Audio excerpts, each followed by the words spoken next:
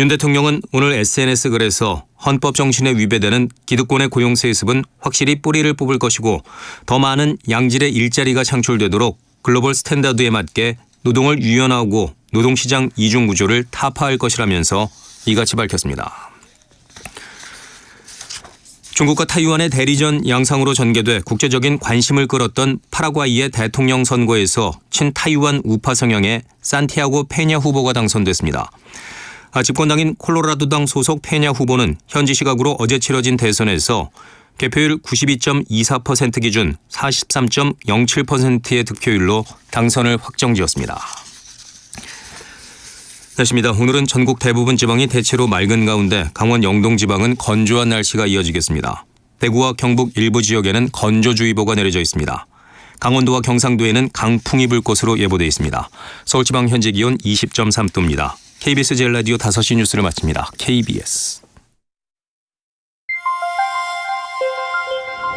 대한민국 중심 채널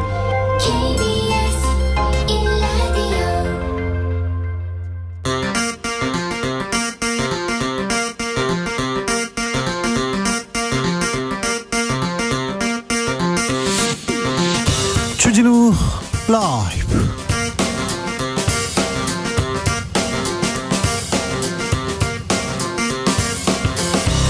(2023년 5월 1일) 월요일입니다. 안녕하십니까, 주진우입니다. 윤석열 대통령 미국 순방을 마치고 돌아왔습니다. 외교, 안보 그리고 경제 성과는 어떨까요? 여야 평가 크게 엇갈렸는데요. 윤석열 외교 그리고 산적한 국내 현안들 이재정 더불어민주당 의원에게 들어봅니다. 민주당은 돈봉투 의혹에서 헤어나지 못하고 있습니다. 송영길 전 대표 내일 검찰 출두하겠다 예고했는데 검찰에서는 조사 계획 없다 이런 입장입니다. 국민의힘에서는 막말 의혹에서 벗어날 수 있을까요? 김재현 태영호 최고위원 징계한다는 얘기는 나오는데 어떤 판단 나올까요? 정치적 원의 시점에서 들여다봅니다.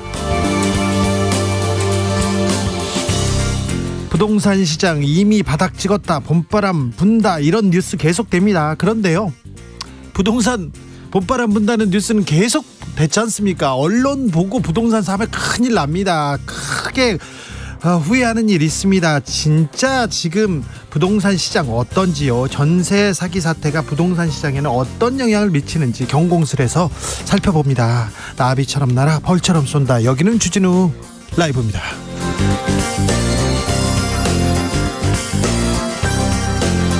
오늘도 자중자애 겸손하고 진정성 있게 여러분과 함께 하겠습니다. 5월 1일입니다. 노동절 근로자의 날인데요. 오늘 쉬는 분들 많아요. 출근하지 않는 분들. 근데 출근하신 분들도 많습니다. 저처럼요. 네, 저희는 뭐 비가 오나 바람이 부나 뭐 빨간 날도 여러분과 함께 하고 있습니다. 계속 그러겠습니다. 자, 그런데 근로자의 날, 다른 사람들은 쉬는데 나만 일해. 그러면 정말 배 아파요. 정말 이럴 때는 일하기 싫어요. 이런 사람들이 있는데 이거 당연합니다. 근데 이런 분들도 행복한 상상 해보자고요. 자, 하루 말고요, 사흘 아니면 일주일 당신한테 휴가가 주어진다면, 자, 뭐 하겠다, 나는 어떻게 하겠다. 휴가가 줘도 시간을 줘도 잘 못 쉬는 사람들, 잘 못 노는 사람들이 있어요. 그냥 일하고 계시는 분들이 있어요.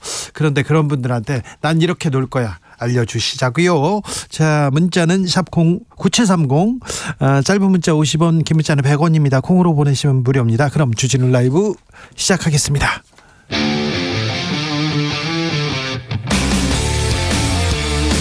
탐사보도 외길 인생 20년. 주 기자가 제일 싫어하는 것은?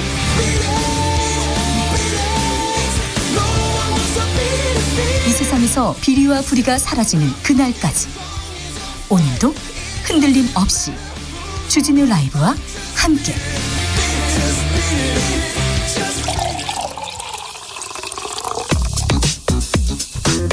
진짜 중요한 뉴스만 쭉 뽑아냈습니다. 주스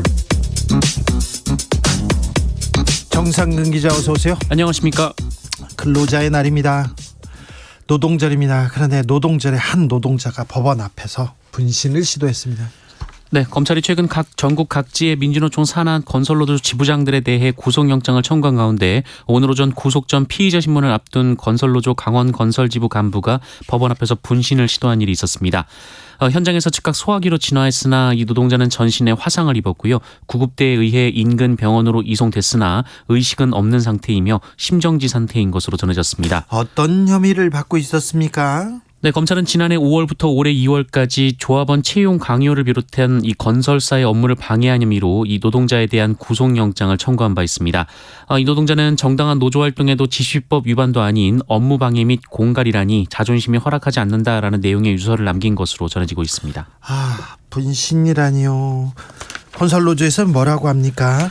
네, 건설노조는 긴급 브리핑을 통해 간절히 조합원의 생환을 기원하며 노동절 대회 후 긴급 중앙 집행위를 개최해 향후 대책과 투쟁 방안을 논의할 예정이라고 밝혔습니다. 네. 또한 이러한 사태의 근본적 원인인 윤석열 정권의 건설노조 탄압을 강력히 규탄한다라고 주장했습니다. 앞서 건설노조는 윤석열 정권이 노동조합을 탄압하고 있다고 주장하면서 지금까지 13차례 압수수색이 진행됐고 15명의 구속자가 발생했으며 950여 명이 소환 조사를 받고 있다라고 발표했습니다. 950명이 넘게 소환조사를 받는다고요? 건설노조에는 어떤 일이 벌어지고 있는지도 좀 들여다봐야 되겠습니다. 노동자들이 윤석열 대통령 반노동적이다 이렇게 계속 비판합니다. 그리고 윤석열 대통령은 노조는 개혁해야 된다. 노조 계속 수사하겠다 얘기 강성 발언 계속 나오는데 오늘 근로자의 날 맞아서 윤 대통령 뭐라고 메시지 냈습니까? 네, 윤석열 대통령은 오늘 SNS를 통해 오늘이 근로자의 날이라며 이 선진형 노사관계로 가기 위해 노동약자 보호에 최선을 다할 것이라고 밝혔습니다. 윤석열 대통령은 소수만이 기득권을 누린다면 그것은 자유가 아니라 특권이라며 진정한 노동약자를 보호하기 위해 노사 법치주의를 확립하고 기득권의 고용 세습은 확실히 뿌리 뽑을 것이라고 말했습니다. 또한 더 많은 일자리 창출을 위해 노동을 유연화하고 노동시장 이중 구조를 타파할 것이라고 밝혔습니다.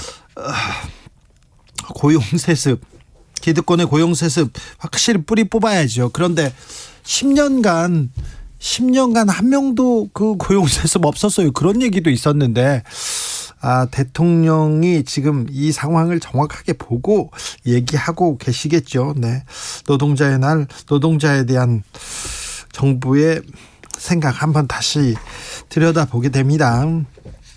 자, 미국 순방은 끝났습니다. 하지만 외교 계속됩니다. 이제 일본 총리 만나야 됩니다. 네, 미국 국빈 방문을 마치고 어제 귀국한 윤석열 대통령이 이달 중에 한미일 연쇄 정상회담을 추진 중이라고 대통령실 관계자가 기자들에게 전했습니다. 특히 오는 7일 이 기시다 후미오 일본 총리와 용산에서 정상회담을 개최하는 방안을 최종 조율 중인 것으로 알려졌는데요. 네. 내일쯤 기시다 총리의 방한 여부와 함께 공식 일정을 발표할 예정이라고 합니다. 일본 언론들은 기시다 총리 한국 온다 이렇게 벌써 보도하기 시작했어요. 네, 또한 한미일은 이달 중순 일본 히로시마에서 열리는 주요 7개국 정상회의 기간에 정상회담을 갖고 안보 분야를 중심으로 한 3자 협력 확대의 뜻을 같이 할 예정인 것으로도 전해졌습니다. 한편 윤석열 대통령은 오늘 수석비서관 회의를 주재하고 한미 정상회담은 안보를 비롯해 산업, 기술, 교육 등 모든 면으로 동맹을 확장시켰다는 큰 의미가 있다라며 청년에게 기회가 될 수 있게 후속 조치를 구체화해달라고 지시했습니다. 자, 한미일 협력의 속도가 납니다. 한미일 이렇게 공조 얘기할수록 중국과 북한의 반발은 커집니다.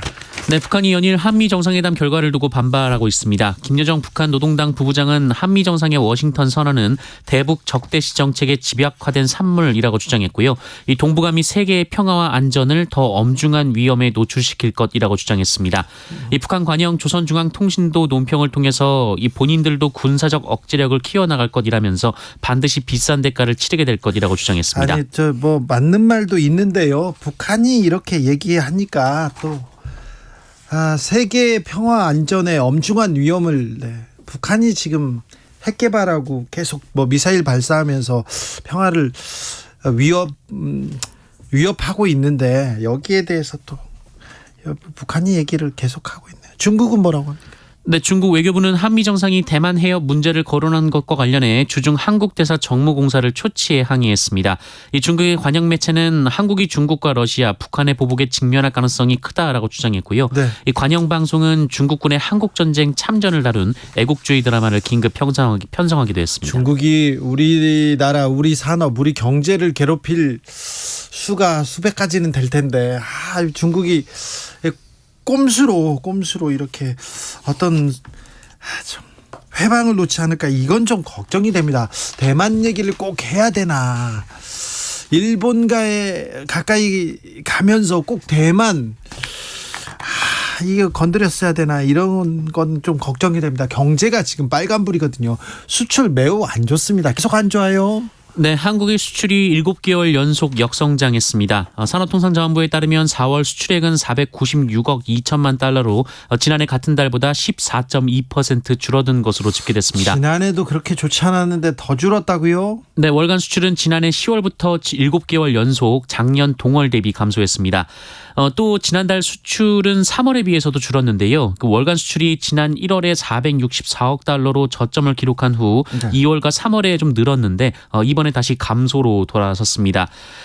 수출 부진의 핵심은 이번에도 역시 반도체였는데요. 이 4월 반도체 수출액은 63억 8천만 달러로 지난해 같은 달보다 41% 감소했습니다. 이 반도체 한 품목에서만 수출이 44억 달러가 줄어들었는데 이는 4월 한국의 전체 수출 감소액의 절반 이상입니다. 중국과의 관계, 중국 수출은 어떻습니까? 네, 중국으로의 수출이 26.5% 줄었고요. 아세안으로의 수출도 26.3%가 줄었습니다. 네. 무역 수지는 26억 2천만 달러 적자로 14개월 연속 적자입니다. 이게 문제입니다. 결국은 경제, 민생인데 중국 수출이 안 되면 우리 경제는 타격을 입을 수밖에 없습니다. 일본, 왜 미국하고 동맹만 얘기했으면 좋겠어요. 왜 일본까지 손을 잡으려고 하는지, 이 경제 산업에 미치는 영향만 봤을 때 말입니다. 한미일 공조, 한미 공조, 그래요. 좋은데 그 경제 생각해야 된다는데 이번에 경제 보따리 신통치 않다 얘기 나왔습니다. 수출 계속 어렵습니다. 중국 때문에요. 이걸 어찌 해결할지, 여기에 대한 대안도 좀 같이 나와야 되는데 미국만 하지 말고 중국에 대한 현명한 이 판단, 결정, 이런 게 필요한데 이 부분에 대해서는 저희가 전문가 모셔다가 좀 자세히 들어야 되겠습니다. 자, 국빈 방문 당시에 아메리칸 파이 불렀는데 대통령이, 그런데 원래 합창하려고 했다, 이런 얘기가 나왔어요. 네, 박지원 전 국가정보원장은 어제 자신의 SNS를 통해 미국 소식통으로부터 들은 이야기라며 원래 조 바이든 미국 대통령이 윤석열 대통령과 아메리칸 파이를 듀엣으로 부르려고 준비했다라고 주장했습니다. 박지원 전 원장은 처음부터 조율된 아메리칸 파이였기 때문에 이 미국 측에서 작곡가가 서명한 기타를 준비한 것이라면서 윤석열 대통령이 열창한 그 소절의 다음 소절은 이 바이든 대통령의 큰아들이 개사해서 애창해왔기 때문에 윤석열 대통령께서 한 소절을 더 안 하셨다면 바이든 대통령도 듀엣으로 하려 했다고 한다라고 주장했습니다. 그런데 못했잖아요. 왜 못했죠, 그러면?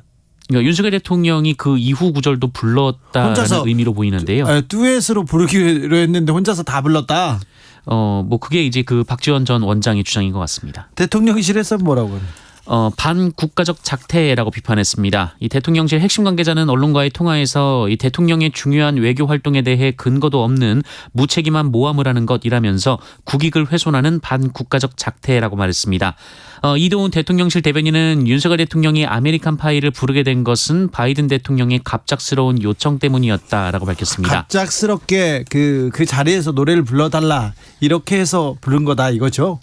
네.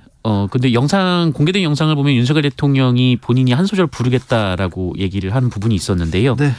대통령실은 한편 오늘 그 윤석열 대통령이 아메리칸 파이를 부른 장면이 다수 외신을 통해 반복 보도되고 있다라면서 미국 방송사 유튜브에 올라온 장면에 이 미국인들이 이 미국인이라는 사실이 자랑스러워진다는 등 긍정적인 댓글을 달고 있다라고 설명했습니다.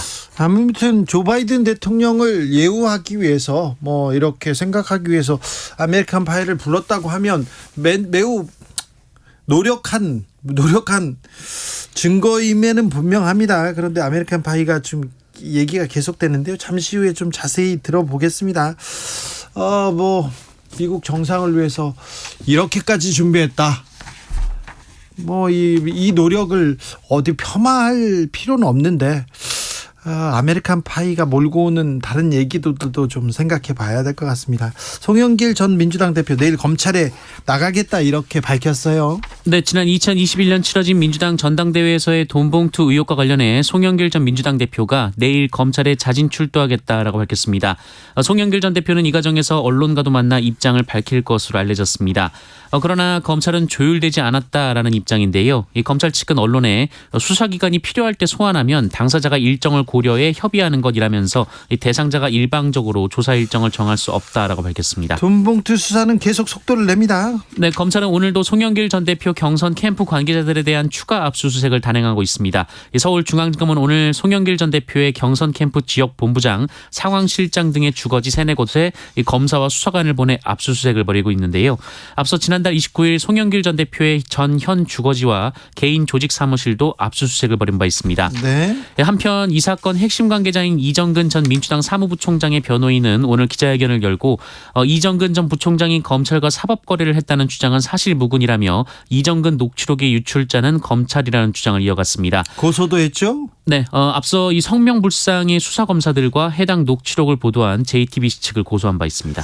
지금 그 돈봉투 의혹에 대해서 수사가 계속 진행되는데 이거 검사가 언론과 짜고 지금 피의 사실을 공표를 하고 있다 이렇게 생각해서 송영길 전 민주당 대표는 어서 나부터 조사해라 이렇게 해서 검찰에 간다고 합니다. 그런데 내일 조사가 이루어질 가능성은 그다지 높지 않습니다. 국민의힘은 최고위원들 징계합니까? 징계 절차에 일단 착수했습니다. 네, 국민의힘 중앙당 윤리위원회는 오늘 신임 황정근 윤리위원장 주재로 첫 회의를 열고 최근 이딴 설화로 논란을 빚은 김재원, 태영호 최고위원에 대한 징계 절차를 개시했습니다. 김재원 최고위원은 5.18 정신 헌법 수록 반대에 정광훈 목사 우파 천하통일, 제주 4.3은 격이 낮은 기념일 등의 발언으로 논란이 됐고요. 이 태영호 최고위원은 제주 4.3은 북한 김일성의 지시, 백범 김구 선생이 김일성의 통일전선 전략에 당했다라는 취지의 발언, 이 민주당을 JMS에 빗댄 글 등이 논란이 된 바 있습니다. 네. 이 황정근 윤리위원장은 징계 개시 결정은 국민의힘이 국민의 지지와 신뢰를 받기 위한 자체 노력의 일환이라고 강조했는데요. 다만 태영호 최고위원 관련 논란 중 이 김구 선생 발언이 징계 사유에서 제외가 됐습니다. 이에 대해서는 이 문제에 대해서도 논의는 할 것이다라고 말했습니다. 한 달간 드문 분출했던 김재현 최고위원 오늘 나왔네요. 네, 4월 한 달간 공개 활동을 중단하고 자숙의 시간을 가졌던 김재현 최고위원이 오늘 최고위원회의에 복귀했습니다. 김재현 최고위원은 이 징계는 윤리위에서 판단할 것이라면서 소명을 요구하면 자세히 소명하겠지만 과거사 발언은 앞으로 기회가 있으면 사과 말씀을 드릴 생각이라고 말했습니다. 네. 태영호 최고위원도 독립기구인 윤리위의 활동을 언급하는 것은 부적절하다라고 말했는데요. 다만 오늘 MBC 라디오 인터뷰에서 논란의 역사인식 발언에 대해서는 생각의 변함이 없다라며 역사 문제는 올바르게 정리하고 그 강을 넘어야 한다라고 말했습니다. 네.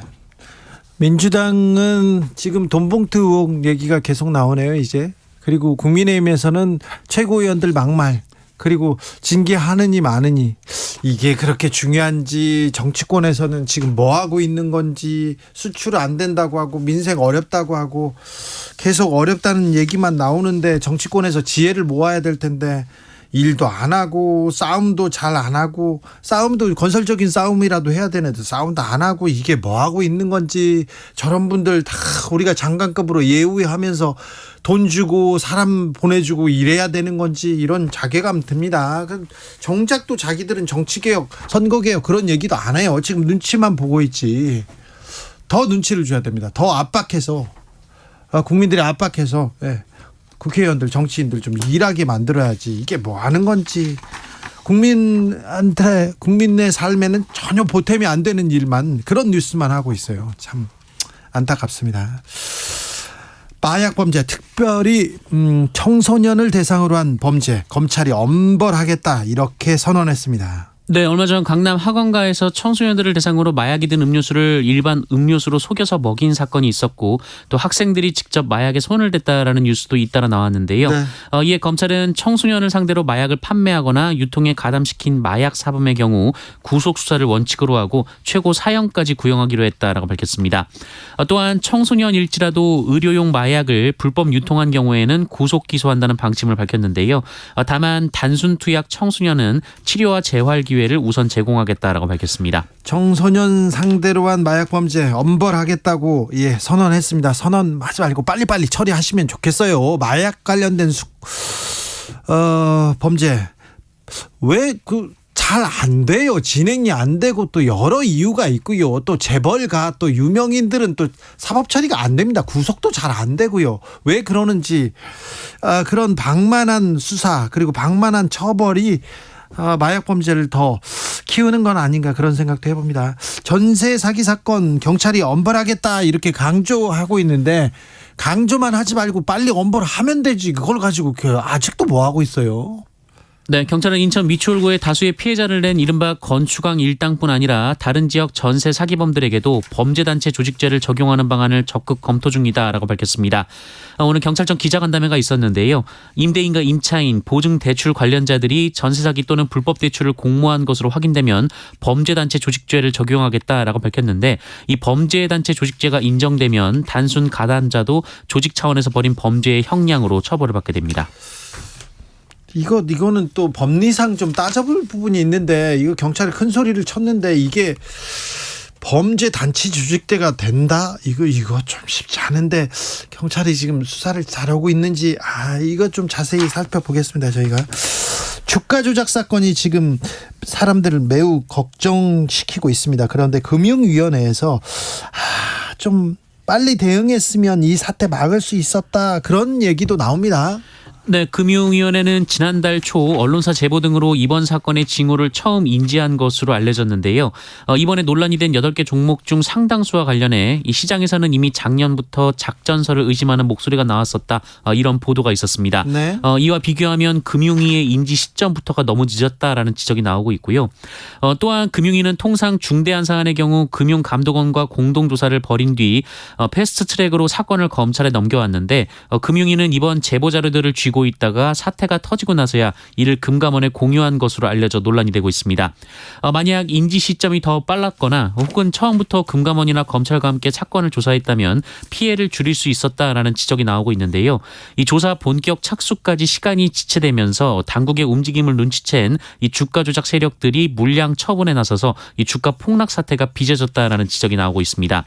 이 폭락세를 거듭한 8개 종목의 지난 28일 기준 시가총액은 사태가 발생하기 직전인 지난 21일과 비교해서 무려 7조 8,492억 원이나 급감했습니다. 지금은 큰 도둑들이 이렇게 담 넘어가고 문 따고 그런 거 안 합니다. 이렇게 주가 조작하고요. 금융범죄 이렇게 저지르는데 이 부분에 대한 대응은 좀 잘하고 있는지 검찰이 왜 이런 부분 좀 빨리빨리 처리 못하는지 그런 거 계속 생각납니다. 루나테라 사건에 있는 주범들 아직도 제대로 검찰에서 수사하고 이렇게 기소는 했습니다만 수사 또 미흡하다고 하지 않습니까? 미국에 비하면 형량도 낮을 거라고 벌써 걱정하고 있고요. 이 금융사기, 화이트 칼라 범죄 잘못됐는데 이런 큰 도둑들 잡는데 더 매진해야 될 것 같습니다. 손흥민 선수가 또 오늘 새벽이었죠? 대기록도 세웠습니다. 네, 손흥민 선수가 우리 시간으로 오늘 새벽 열린 리버풀과의 프리미어리그 경기에서 후반 32분 골을 넣었습니다. 네. 이 골로 손흥민 선수는 세계 최고의 축구리그로 평가받는 잉글랜드 프리미어리그에서 7시즌 연속 두 자릿수 득점이라는 금자탑을 쌓았습니다. 7시즌 연속이요? 네, 2015-2016 시즌에 토트넘에 합류한 손흥민 선수는 그 다음해인 2016-2017 시즌부터 지금까지 단 한 시즌도 빠짐없이 10골 이상 넣었습니다. 네. 참고로 아스날의 전설로 불리는 티에리 앙리 선수가 8시즌 연속 10골 이상을 뽑아냈는데요. 네. 이 손흥민 선수는 7시즌 연속으로 뽑아냈습니다. 내년에 또 8시즌 연속 하겠죠. 폼이 안 좋다, 컨디션이 안 좋다 이 얘기 나오는데 그래도 10골 넣습니다. 그러니까 리그에서 최정상 선수라는 걸 다시 한번 증명했습니다. 주스 정상근 기자 함께했습니다. 감사합니다. 고맙습니다. 근로자의 날인데 쉬시나요? 근로자의 날처럼 쉬게 하면 어떻게 하실 거예요? 물어봤습니다. 2479님께서 오늘 출근했습니다. 아파트 경비실인데 열심히 일하고 있습니다. 아이고 참 빨간 날 없이 이런 국경일 근로자의 날 없이 경비 아저씨들 열심히 일하시는 거 보고 참 감사하다고 생각합니다. 6669님께서 방송에서 하루 종일 근로자의 날이라고 알려주는데요. 오늘 또 하루 종일 일하는 농민은 근로자인가요? 아닌가요? 그런 생각이 듭니다. 농민도 근로자가 맞죠. 근데 자영업자이기 때문에 이 부분은 어떻게 해야 되는지 참 안 쉬고 일하시는 농민분들, 어민분들 많은데 저 그분들도 휴가를 가셔야 되네. 자체 휴가라도 좀 가시고 자체 휴식이라도 좀 취했으면 하는데. 네. 그러네요. 또 일용직 근로자들이 있잖아요. 매일 이렇게 하루 벌면 그 일당을 받는 사람들. 저도 마찬가지입니다. 일용직입니다. 네.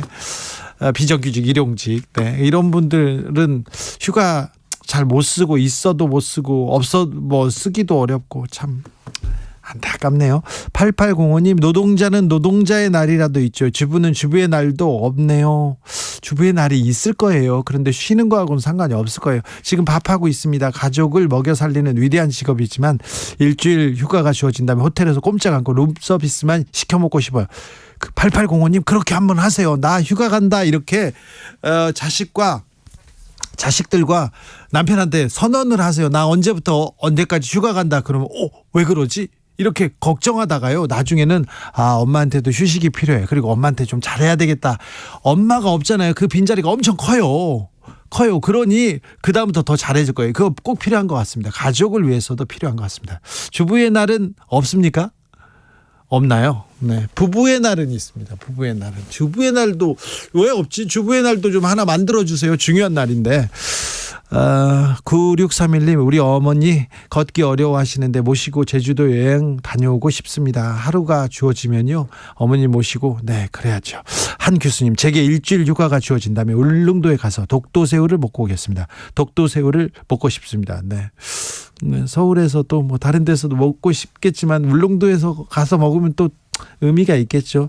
1720님 맛있는 거 먹고 쉬었다가요 운동하고 쉬었다가 맛있는 거 먹고 운동하고 쉬다가 맛있는 것만 먹고 막 이렇게 계속 반복할 겁니다. 예. 쉬는 날 좋습니다. 2095님 쉬는 날이 생기면요 혼자만의 시간이 생기면요 침대에서 안 내려올 겁니다. 모든 걸 침대 위에서 해결하겠습니다 하는데 지금도 그렇게 할 수 있습니다. 가능하면 일어나지 마시고 가능하면 누워서 가능하면 기대고 네 그렇게 사는 분들이 있거든요. 그런 삶도 존중합니다. 그런 휴식 네 저는 존중합니다. 저도 그런 편이거든요. 교통정보센터 다녀오겠습니다. 이승미 씨. 네, 이 시각 교통정보입니다. 서울시내 한강대로와 세종대로가 대규모 집회로 통제되고 있습니다. 한강대로 서울역 방향으로 삼각지역에서 남영 삼거리 부근까지 전차로 통제입니다. 반대 방향은 같은 구간 남영 삼거리에서 삼각지역 부근까지 하위 2개 차로가 부분 통제되고 있습니다. 세종대로 동화면세점 앞 집회는 끝났는데요. 아직 전차로 통제되고 있어서 반대 방향 차로를 나눠 통행시키고 있습니다. 나들이에서 돌아오는 길 고속도로에서 많이 밀립니다. 영동고속도로 인천 방향으로 봉평터널에서 둔내터널까지 막히고요. 이후 원주 부근 사고 여파로 새말에서 원주까지 정체되고 있습니다. 여주 분기점부터는 호법까지 16km 구간에서 정체되고 양지 일대 혼잡합니다. 서울 양양고속도로 서울 방향 설악에서 화도 나들목까지 긴 구간에서 정체되고 있고요. 덕수 3패에서 강일까지도 정체입니다. KBS 교통정보센터였습니다.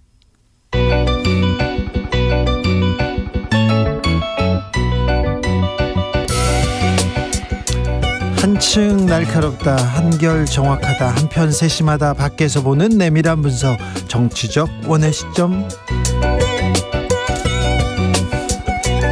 오늘의 정치권 상황 원외에서 더 정확히 분석해드립니다. 이현주 전 국민의힘 의원 어서 오세요. 네, 안녕하세요. 부드러운 카리스마 이현주입니다. 노영희 변호사 오셨습니다. 네, 안녕하세요. 노영입니다. 부드러운 카리스마처럼 노영희도 뭐 하나 만들어야 돼요. 만드세요. 뭘로 할까요? 그때 뭐 글쎄. 있지?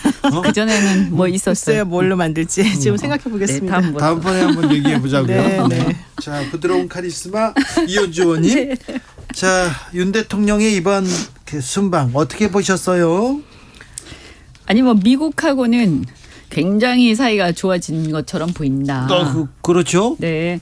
그런데 사실 이제 그럼 실익이 어떻게 되느냐? 네. 이번에는 좀 보따리를 좀 얻어와야 되는데. 경제적으로 뭐 IRA라든가 반도체 문제 이런 것들 우리 기대는 많이 했지만 사실은 뭐 쉬운 문제는 아니에요. 현실적으로. 그죠? 그래서 사실 가기 전에도 기대하면서도 이게 뭐 되겠냐. 법으로 된 건데 이런 얘기들은 있었어요. 근데 아쉬운 건 뭐냐면 서로 이제 어떤 이 결과가 없다 하더라도 이걸 관철시키기 위해서 대통령이 굉장히 애를 쓰고 미국 측을 설득하려고 노력하고 이런 게 과연 있었는지 그게 너무 아쉽다. 왜냐하면 미국 의회에서 연설하셨잖아요. 네. 그게 굉장히 좋은 기회거든요. 그렇죠. 그래서 기립박수 받는 것도 중요하지만 거기서 미국 의회의 정치인들이라고 하면 나름대로 정치 철학들이 다 있을 거란 말이에요. 영향력도 있고요. 네.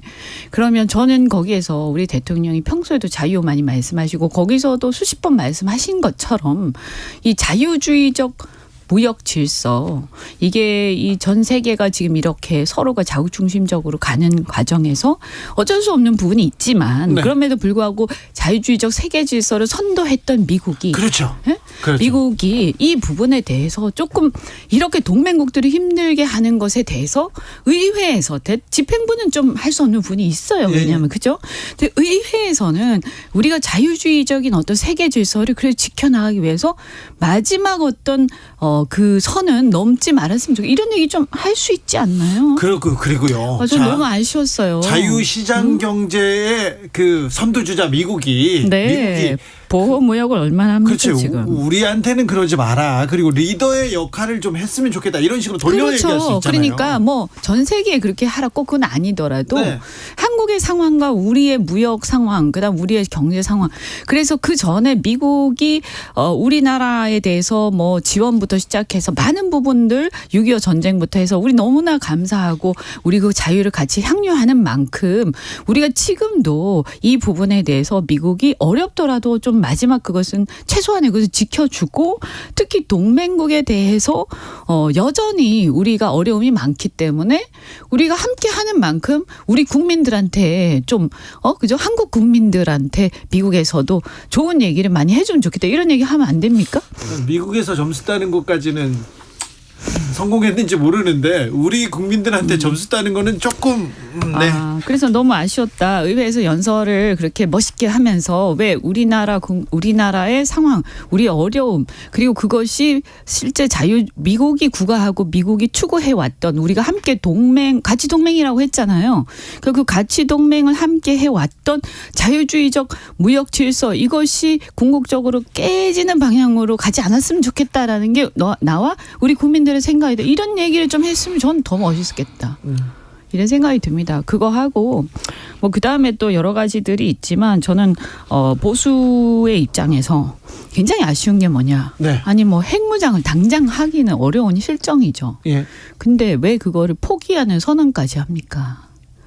그건 전 성과라고 보는 사람들도 있으니 그 안보 얘기는 잠시 후에 함께 네. 하겠습니다. 노영희 변호사.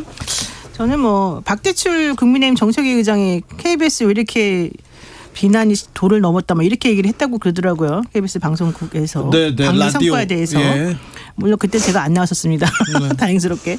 근데 어쨌든 그렇게 말을 할 수밖에 없었던 이유가 뭐겠느냐. 이거는 쉴드를 좀 치기 어려운 그런 상황이 아니었을까라는 제가 개인적인 생각이고요. 그렇기도 하고요. 또 말씀드리자고 하면 저도 우리 국민들은 윤석열 대통령이 미국 가서 잘해주기를 원합니다. 그럼요. 잘하시 그래서 원하죠. 응원합니다. 그리고 이번 가서 이런 그 성과를 냈다. 이런 얘기는 이런 일은 어떤 효과를 갖는다. 그걸 좀 설명 듣기를 바라는데 대통령실이나 국민의힘에서는 설명하겠다는 사람이 없어요. 나와서 얘기해 주세요. 그러면 안 나와요. 일단 기본적으로. 그러니까요. 그랬다고 그러더라고요. 예. 네, 그래서 어쨌든 그 부분에 대해서 혹시라도 오해가 있으실까 봐 제가 말씀드리기가 좀 조심스러운데. 네, 말씀하세요. 네, 그래도 그냥 간단히 말씀을 드리면 결과적으로는 이번에 성과가 뭐 25억 달러 아까 뭐 8조 정도 이제 투자를 받기로 했다. 이게 첫 번째 성과다라고 주장을 하셨었고 그리고 주장 그런데 미국에서 조 바이든 대통령이 나는 취임 후에 한국으로부터 1,000억 달러 그러니까요. 유치 홍보했다 이렇게 얘기하잖아요. 그러니까 지금 그 얘기를 하려고 그러는 건데. 그러셨어요? 죄송해요. 본인이 이제 8조 정도 투자를 뭐 해왔다라고 주장했는데 우리는 133조를 그렇죠. 갖다 바치게 됐죠. 100조 넘는 도시. 게다가 그 8조의 내용을 보시면 아시겠지만 그 안에 들어있는 기업들의 리스트가요. 보면 우리나라 기업이 사실상 우리나라 기업이 투자한 것들도 있고요. 네. 이미 경기도에서 그 김동연 경기지사가 선언해 놓은 게 있어요. 작년에. 그리고 이재명 대표가 경기시장 할 때, 그러니까 경기도 지사 할 때 그때 이미 또 해놓은 게 있는 거예요. 그러니까 예를 들어서 예컨대 뭐 세계 2위 전기차용 전력반도체 기업 온세미 이거 이미 우리나라하고 2025년까지 부천에서 1조 4천억 투자해서 뭐 하기로 이미 다 되었었던 거. 이게 바로 이제 김동연 지사가 해놓던 것이었고요.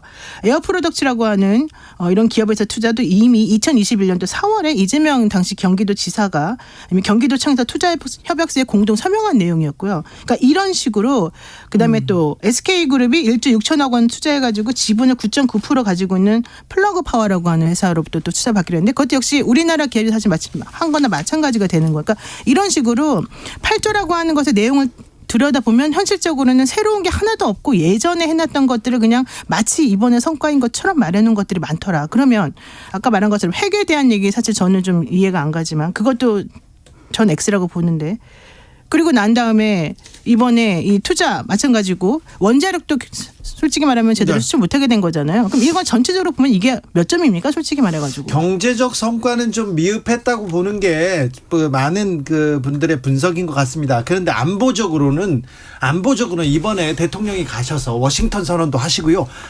조 바이든 대통령 한반도의 비핵화 다시 한번 천명했습니다. 그건 좀 성과 아닌가요? 제가 볼 때 일단 바이든 대통령이 세상에 얼마나 좋았으면 이제 그 시기에 같은 시기에 재선 선언 도전 선언까지 그건 좀 하셨잖아요. 안타까워요. 그래서 아니 뭐 우리 도움을 받아서 이게 의기양양해지면서 이제 나 재선하겠어 이런 도전까지 할 수 있는 분위기가 돼 있다. 좋습니다. 그럼 또 우리한테 주어지는 그럼 우리한테 뭘 줘야죠. 그런데 이게 어쨌든 간에 보면 너무 일방적으로 미국이 원하는 것을 다 줬다. 그러니까 워싱턴 선언의 내용을 보면 미국 입장에선 지금 한국과 일본이 그 핵무장 얘기를 할까 봐 굉장히 아마 좀 신경을 곤두세우고 있었을 맞습니다. 거예요. 이게 우리나라는 핵무장 못해. 미국이 찬성해줘야 돼. 동의해줘야 돼라고 많은 분들이 생각하시겠지만 네. 실은 우리나라나 일본 같은 경우에 전 세계가 지금 이미 준보유국으로 인정하고 있어요. 핵의 준보유국으로.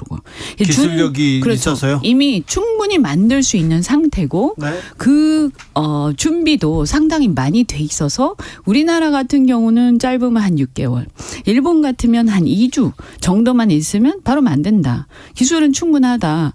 다만 이것이 핵 추출물을 보관하는 문제라든가 여러 가지 이제 사전에 이거 준비해야 될 것들이 있는데 이게 이제 이 전 세계 특히 미국의 이런 동의가 없으면 이제 힘든 그런 상황인 거죠. 그래서 실질적으로는 핵을 이미 보유한 거나 마찬가지 이렇게 보는 견해도 굉장히 많아요. 그래서 이런 데다가 문제는 뭐냐면 지금까지는 우리가 만만치 않았어요. 근데 전 세계에서 어떤 분위기가 이게 무르익어 가면서 우리 대통령이나 많은 사람들이 핵무장 얘기를 꺼냈던 이유가 뭐였냐 하면 북한의 핵이 이제 더 이상 이것이 비핵화만을 가지고 가기는 어렵다. 이건 상호 군축으로 가야 된다라는 견해들도 많이 나왔고요. 예. 그래서 이게 사실상 이미 북한이 핵 보유국이 된 거나 마찬가지이기 때문에 인근 국가가 핵을 개발해서 핵 보유국이 될 경우에는 거기에 안보적 위협을 느끼는 나라는 우선 그러니까 핵 기구 이런 가지고 원자력 기구 IAEA를 탈퇴를 하고 네. 핵 핵을 개발할 수 있는 조항이 있습니다. 네. 네, 그래서 그게 10조인가 그런데요. 그러니까 이런 것들을 가지고 한국이 혹시 나서는 거 아니야? 네, 그러면 이게 어떻게 돼? 이거 계속 끝까지 막을 수 있어? 이러면서 곤두세우고 있었는데 우리 입으로 포기 선언을 한 거예요, 이번에. 네. 그 미국 입장에서는 너무나 그냥 한시름 놓은 거예요, 사실은.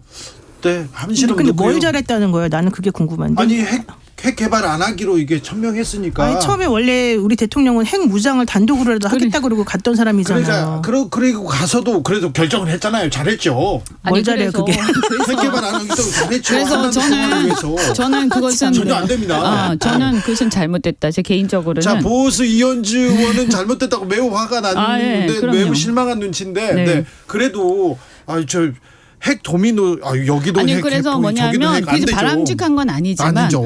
우리나라가 지금 상황에서 북한에 대해서만 옛날처럼 북한만 위협적인 존재였으면 뭐 여러 가지 또 사실 북이 뭐 핵을 개발한다고 해서 그것에 대해서 우리가 바로 핵무장해야 된다 이 논리에 약할 수도 있어요.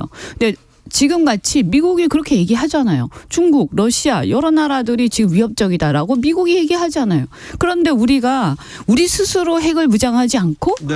그 미국한테 의존을 했을 때 그러면 이미 상황이 끝난 다음에 미국이 어떻게 뭐 해구산이 어쩌고저쩌고 하면 무슨 소용이 있어요. 제 얘기는 뭐냐면 네. 드골이 예전에 프랑스가 핵무장을 하려고 할 때 미국이 못하게 하니까 제재를 각오하면서까지 한 얘기가 있어요. 미국은 과연 뉴욕을 포기하고 파리를 지킬 것인가? 똑같아요. 미국이 뉴욕을 포기하고 서울을 지킬 겁니까? 저는 그건 아니다. 또 하나가 뭐냐면 우리가 너무나 핵에 대해서 지금 이 북핵에 대해서 굉장히 위협을 느끼면서 또 이러한 어떤 동북아의 여러 가지 상황 속에서 우리가 미국에 너무나 군사적으로 의존을 하다 보니까 뭐냐면 옛날에는 군사적으로만 의존하고 말았는데 이제 그것이 경제 안보 동맹이라고 하면서 그 굉장히 그 명분은 좋아요. 그러면서 우리한테 경제적으로도 미국 마음대로 해달라고 하잖아요. 자, 그러니까 저는 그런 문제를 우리가 비교적 주체적으로 결정하고 우리 할 얘기를 하기 위해서도 이 문제를 너무 의존하면 안 된다. 그래서 당장 무장 안 하더라도 그걸 안 하게 그 핵무장 카드를 버릴 필요는 없다는 거예요. 자, 핵 무장 안 하기로 했습니다. 이 부분에 대해서 2부에서 저희가 자세히 나눠보겠습니다. 그래도 다행이다 이렇게 생각하는 분들이 많은데 자, 나 아닌 것 우리가 같은데. 뭐 한다고 아닌 해가지고 것 같은데. 금방 되는 것도 예, 아닌데 지금 뭐 왜 갑자기 그걸 그런 굳이 분위기로 포기 가는지 선언까지 이해가 안 해가지고 바보 네. 카드를 네. 다 버릴 필요는 아니 없죠. 핵이 한번 떨어지면 끝나는 거예요. 뭐 그때 가서 전화하고 뭐 니네가 우리 처분을 해줘라. 우리 뭐 니네 도와줘라. 무산해줘, 그게 무슨 뭐. 의미가 있어요? 맞아요. 전에 막아야죠. 그거는 핵은 자기가 가지고 아유, 있지 않으면 정말 의미가 어이가 없는 없어가지고. 거예요. 우상 뭐.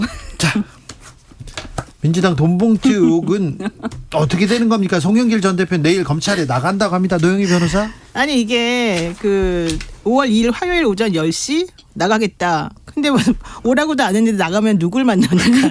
네, 그것도 좀 이상하지만 이건 결과론적으로는 송영길 대표 지난번에 와가지고 출국 금지 당하고 그다음에 지난 토요일인가요? 압수수색 당했으니까 이제 완전히 그 검찰이 언론 플레이하고 이런 식으로 승계 잡는 것에 대해서 매우 화가 나 있다는 그림을 이제 보여주려는 거죠. 그렇죠. 현실적으로 기선제압을 이제 하겠다는 거죠. 그러니까 나는 아무런 꺼리낄 게 없으니 니네가 안 불러? 그럼 내가 가겠다 이제 이거겠죠. 하지만 결과적으로 가서는 현실적으로 할 수 있는 게 없을 거예요. 네. 왜냐하면은 검찰이 압수수색을 지난 토요일날 했으면 이제 내가 압수수색했으니 이걸 보고서 뭐 하겠다라는 얘기겠죠. 그러면 사실 명분이 없어지는 거긴 한데 그래도 이렇게라도 안 할 수가 없는 게 사실 송영길 대표가 2021년도에 그런 뭐 그 전당대회 때 그런 일이 있었다고 치더라도 이미 이분은 프랑스 가느라고 짐 다 싸가지고 나갔던 사람이잖아요. 그래서 이번에 이제 급하게 돌아오느라고 제대로 짐도 못 가지고 왔을 건데 그 집에 가서 도대체 뭘 가져오겠다는 거예요. 이거는 그냥 망신주기밖에 안 되는 거였거든요. 내지는 별건.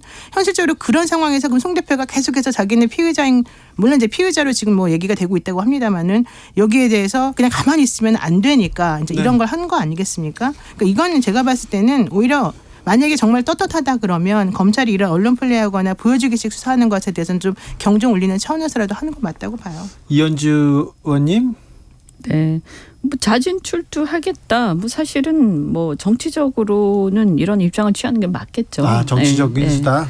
예. 그리고 뭐 어쨌든 빨리 이거를 본인이 뭐 비겁하게 여기에 대해서 뭐 이렇게 계속 뒤로 뒷걸음질치는 그런 모양은 바람직하지 않잖아요. 그러니까 뭐 이런 송영길 의원 입장에서는 정치인으로서 이렇게 할 수밖에 없죠.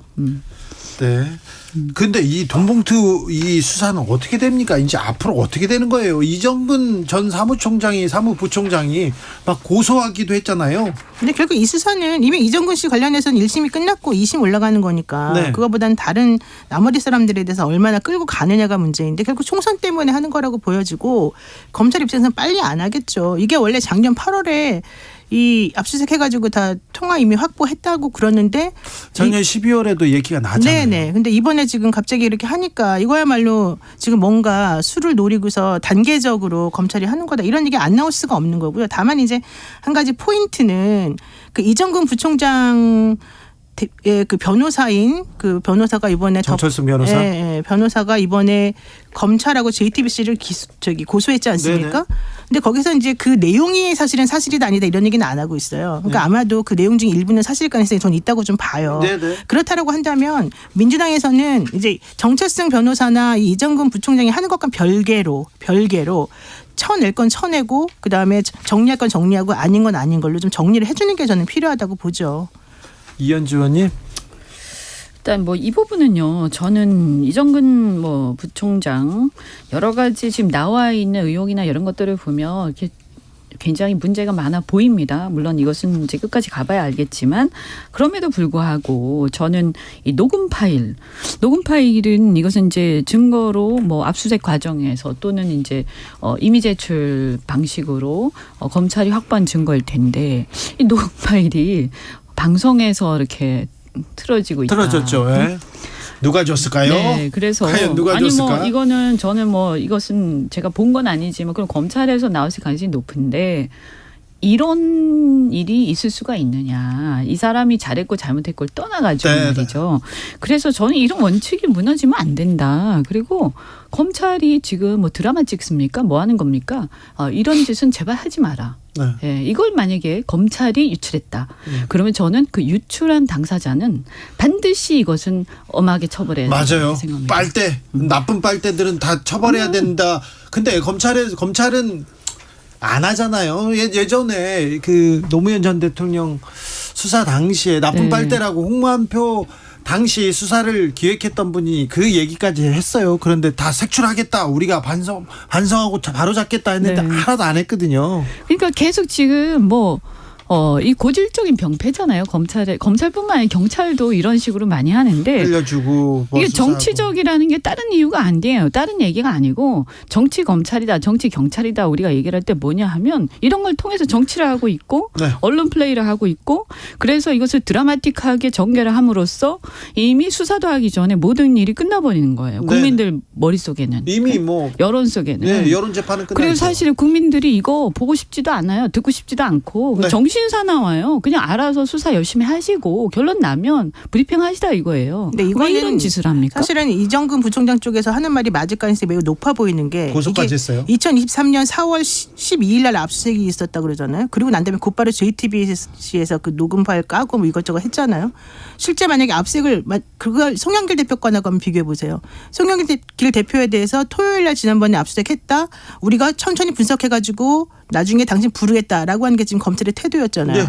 근데 지금 이정근 부총장 건을 보세요. 2023년 4월 10일 날 압수수색을 했는데 그 이후에 곧바로 JTBC가 어떻게 그거를 까고 어떻게 공개를 하고 그 3만 건이나 되는 그 통화에서 하겠습니까? 그러니까 그건 이미 그 전부터 뭔가가 있었다는 얘기예요. 그러니까 검찰이 얘기하는 건 압수수색하면 바로 곧바로는 못 한다는 게 검찰의 입장인데 지금 사실 나오는 걸 보게 되면 JTBC는 어떻게 이걸 금방 하겠어요. 그러니까 이거는 검찰이 현실적으로 뭔가를 주지 않았으면 안 될 거라는 거죠. 근데 문제는 이게 JTBC만의 문제일까요? 아니라는 거예요. 그래서 네. 저는 이게 언론과의 문제에서 좀 정확히 밝혀져야 그렇죠. 된다는 거예요. 저는 그 말씀 진짜 동의하는데요.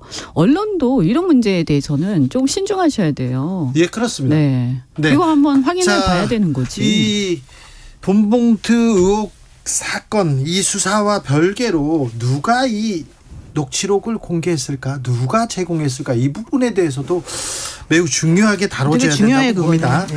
자, 박강훈 윤재옥 체제, 그러니까 박강훈 민주당 더불어민주당 원내대표가 이렇게 선출됐습니다.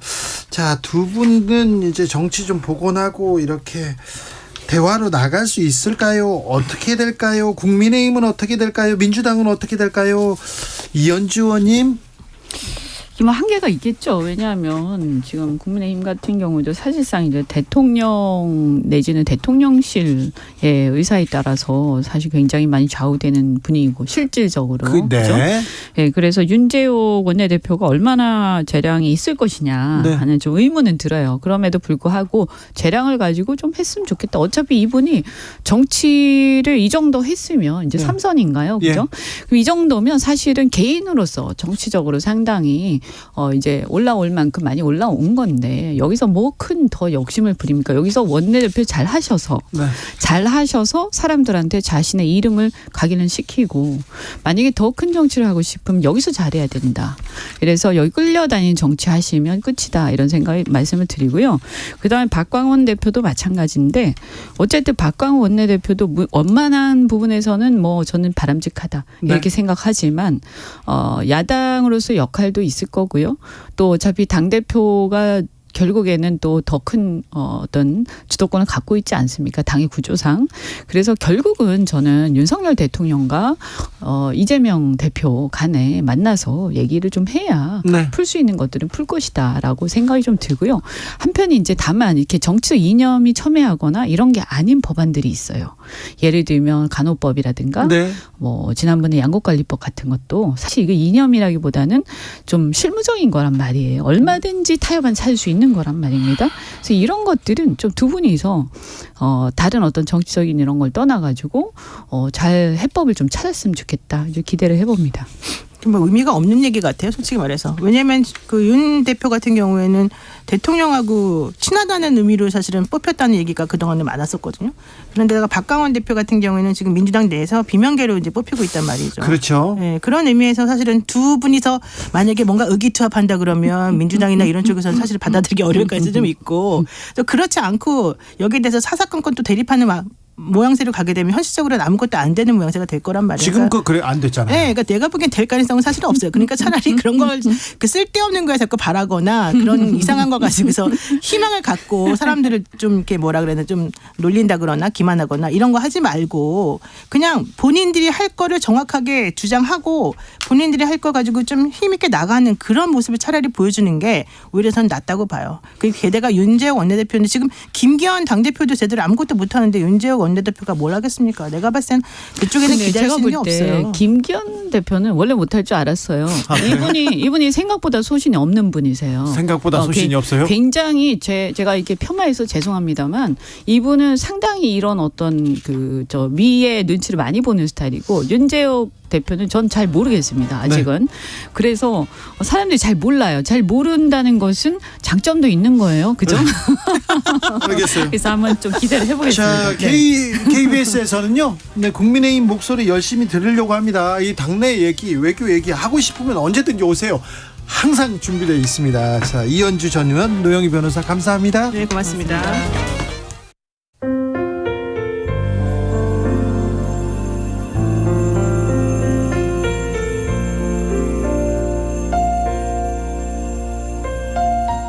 KBS 라디오 연중기획 희망충전 대한민국 532번째 이야기. 안녕하세요. 아나운서 이현주입니다. 9평 컨테이너 집에는 10살 지웅이와 남동생 그리고 이모가 함께 살고 있습니다. 친척집을 전전 후 홀로 사는 이모 손에 맡겨진 형제. 이모는 희귀 난치성 질환인 버거시병을 앓고 있습니다. 동맥에 생긴 염증이 피의 흐름을 방해해 심한 경우 절단까지도 갈 수 있는 병인데요. 언제 전신으로 퍼질지 알 수 없어 정기검진이 필요하지만 병원비가 없어 진료를 미루고 있는 상황입니다. 지웅이 역시 선천적 사시로 인해 요즘 두통과 구토가 더 잦아졌습니다. 치료와 교정이 시급하지만 가만히 누워서 진정시키는 것밖에는 해줄 게 없습니다. 조카들을 또래 아이들처럼 밝고 환하게 키우고 싶다는 이모, 그리고 이모가 건강하길 바라는 조카들. 서로의 바람과 소망이 닿을 수 있도록 여러분의 따뜻한 응원을 보내주세요. 여러분의 따뜻한 손길이 희망의 빛이 됩니다. ARS 060-700-1580 060-700-1580 한 통화 3,000원으로 희망을 선물해주세요. KBS 라디오 연중기획 희망충전 대한민국은 초록우산 어린이재단, 인탑스 주식회사, 그리고 청취자 여러분과 함께합니다. ARS 060-700-1580 한 통화 3,000원입니다.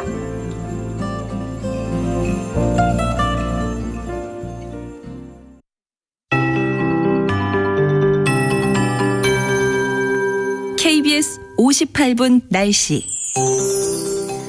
영동과 일부 경북의 대기가 매우 건조한 상황입니다. 경상권 동해안도 점차 건조해질 걸로 보입니다. 요즘 바람이 강하게 부는 날이 맞아서 산불 등 각종 화재 예방에 유의하셔야겠습니다. 오늘 서울의 낮 기온 20.8도 등 예년 수준의 적당한 봄 햇살을 보인 곳이 많았습니다. 흐린 하늘에서 맑은 하늘로 완전히 전환됐습니다. 구름은 거의 거쳤는데 자외선 지수가 이제 높아지기 시작합니다. 당분간 흐린 날씨는 종종 들어있어도 대부분 맑은 날씨가 이어질 걸로 보이고요. 비 오는 날이 당분간은 없을 걸로 전망됨에 따라 대기가 점차 메말라 가겠습니다. 흡족한 강수량이 좀 필요한 때입니다. 내일과 모레는 낮 기온이 오르겠습니다. 따뜻한 남서풍이 불면서 일교차는 점점 더 크게 벌어지겠습니다. 15도에서 20도까지도 점점 벌어지겠는데요. 내일 아침 최저 기온은 서울 10도 등 5도에서 13도 분포가 되겠고 낮 최고 기온은 서울 24도 등 21도에서 27도로 내일 오후에 바람이 약간 불더라도 가벼운 더위는 조금 느껴질 수가 있겠습니다. 내일 새벽부터 아침 사이 서해안과 내륙을 중심으로 짙은 안개 끼는 곳이 있겠습니다. 또 모레 오후에 서해남부 먼바다와 제주 해상을 시작으로 물결이 점차 높아질 걸로 전망됩니다. 지금 서울의 기온은 19.3도입니다. KBS 58분 날씨 강혜종입니다.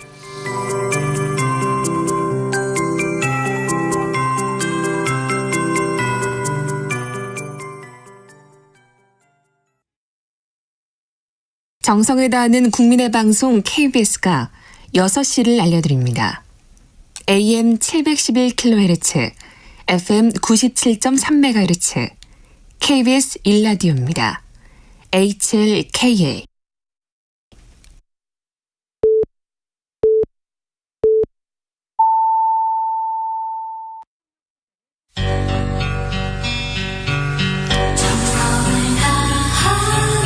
정성을 다하는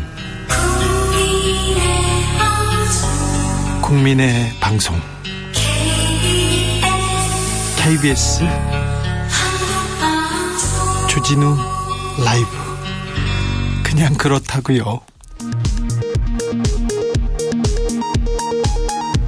이 시각 라디오 정보센터 뉴스입니다. 윤석열 대통령은 오늘 근로자의 날 겸 노동절을 맞아 SNS를 통해 노사 법치주의를 확립하고 우리 헌법 정신에 위배되는 기득권의 고용 세습은 확실히 뿌리 뽑을 것이라고 밝혔습니다. 민주노총은 오늘 서울 광화문 동화면세점 앞에서 세계 노동절 대회를 열고 지난 1년간 정부가 노동계약과 민생 파탄을 일삼았다며 7월부터 총파업에 돌입하겠다고 선언했습니다. 한국노총도 서울 여의대로에서 7년 만에 노동절 전국 노동자 대회를 열고 정권의 노동계약에 맞서 총력투쟁을 선언한다고 밝혔습니다.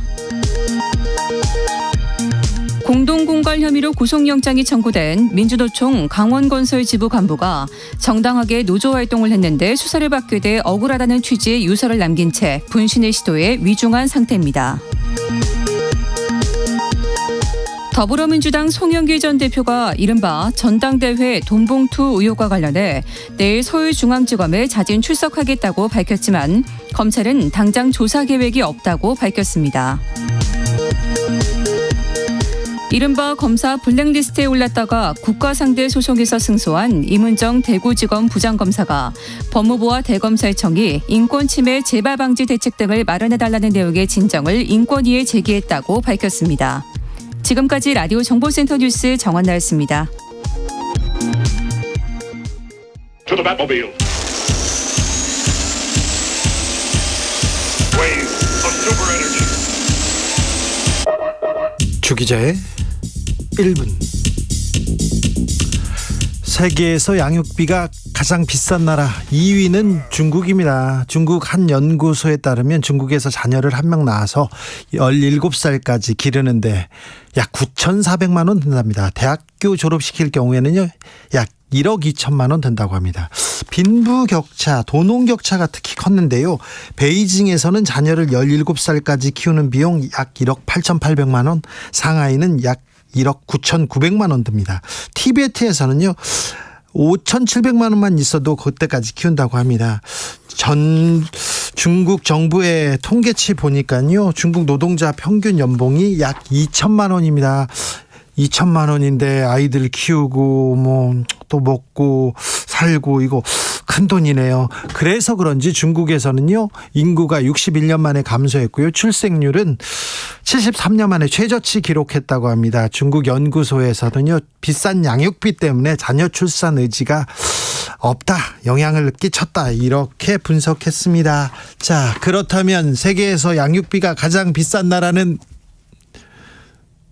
기대하신 대로, 여러분께서 걱정하신 대로 한국입니다. 중국과 비교는 안 하겠습니다. 그런데 유럽 선진국에 비해서 2-3배 더 들더라고요, 양육비가. 공식 집계된 한국의 사교육비는 2021년에 23조가 넘었고요. 22년에는 26조 원이 늘었습니다. 매년 증가 추세인데 이거 정부 통계치예요. 실제적으로는 훨씬 더 듭니다. 돈 있는 사람들은 더 많이 쓰고요. 교육비 부담이 커서 양육비가 많이 들고요. 생활비 부담도 커서 요즘 국민들 행복하지 않다고 합니다. 그렇게 느껴요. 결혼과 출산을 기피하고 있어요. 양극화와 불평등 해결, 그리고 저출생 극복, 이 시대의 가장 중요한 화두인데, 그런데 정치권에서는 이렇다 할 목소리도 안 나옵니다. 어떻게 해결하겠다가 아니라 이렇다 할 얘기도 없어서 참 걱정이 됩니다. 정부가 국민에게 아낌없이 주는 나무여야 합니다. 특별히 힘은 없는데 열심히 살아보려고 노력하는, 그리고 열심히 해보려고 노력하는 서민한테, 그리고 청년한테는 그래야만 합니다. 미국한테만 그러지 마시고요. 일본한테만 아낌없이 주지 마시고요. 주기자의 1분이었습니다.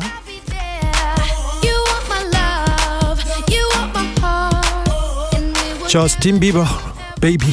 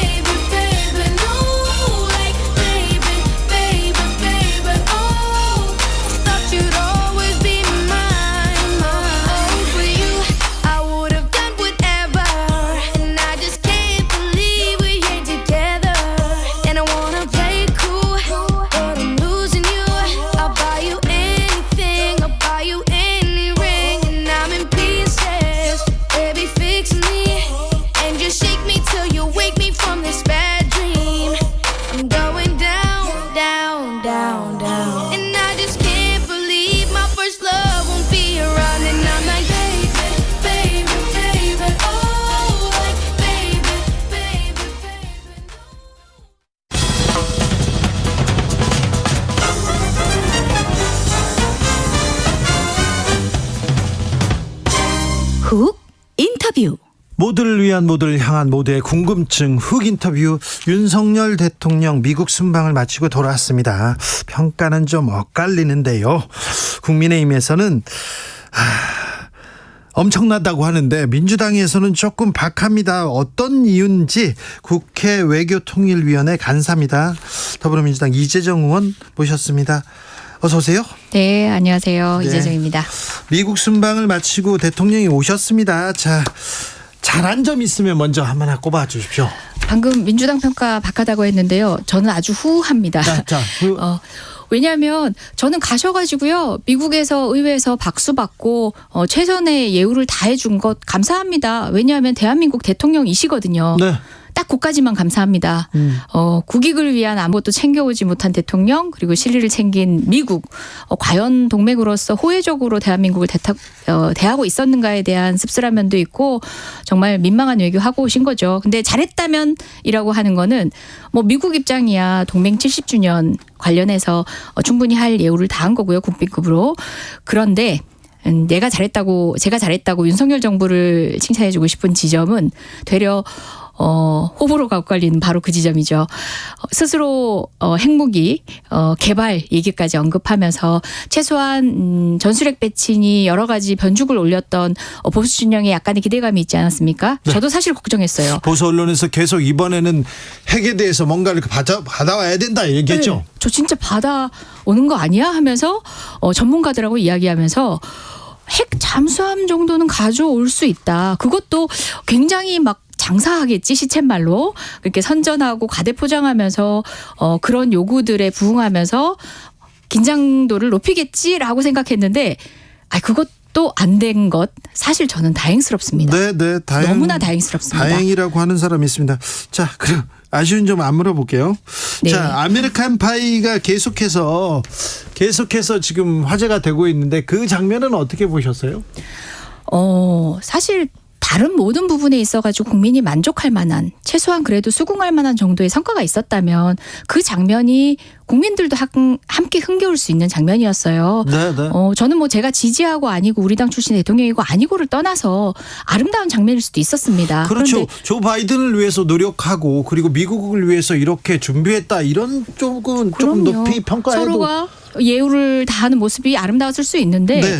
근데 실리를 하나도 못 챙겨온 상태에서는 결국 일각에서 얘기하듯이 뭐 노래만 불렀고 뭐 비싼 노래방을 갔다 왔다느니 뭐 여러 가지 폄훼들이 있지 않습니까? 그런 혼란을 듣는 데는 결국은 노래 자체가 문제였던 것이 아니라 예. 우리가 얻은 것이 없기 때문에.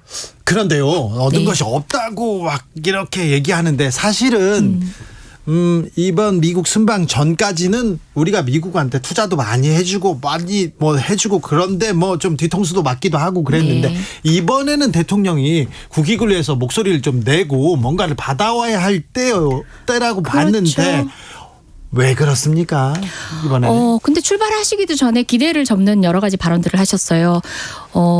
그 IRA법이나 반주택법 관련해서도 사실 우리의 국익을 위한 선거 이후에 노력을 하겠다는 미국 측의 메시지가 있었음에도 불구하고 어떤 성과도 우리는 들어본 적이 없었거든요. 그랬잖아요. 어떤 노력 들어본 적이 없었거든요. 그런데 대통령이 가기 전에 먼저 얘기하십니다. 배터리 산업에는 이득이 된다. 다시 이야기해서 자동차 산업의 불이익쯤은 감수해도 된다라는 얘기로 읽혔습니다. 그 얘기는 협상을 하러 가기 전에 이미 마지노선의 만족치를 그 정도 수준에서 깔아버리고 간 거 아닙니까?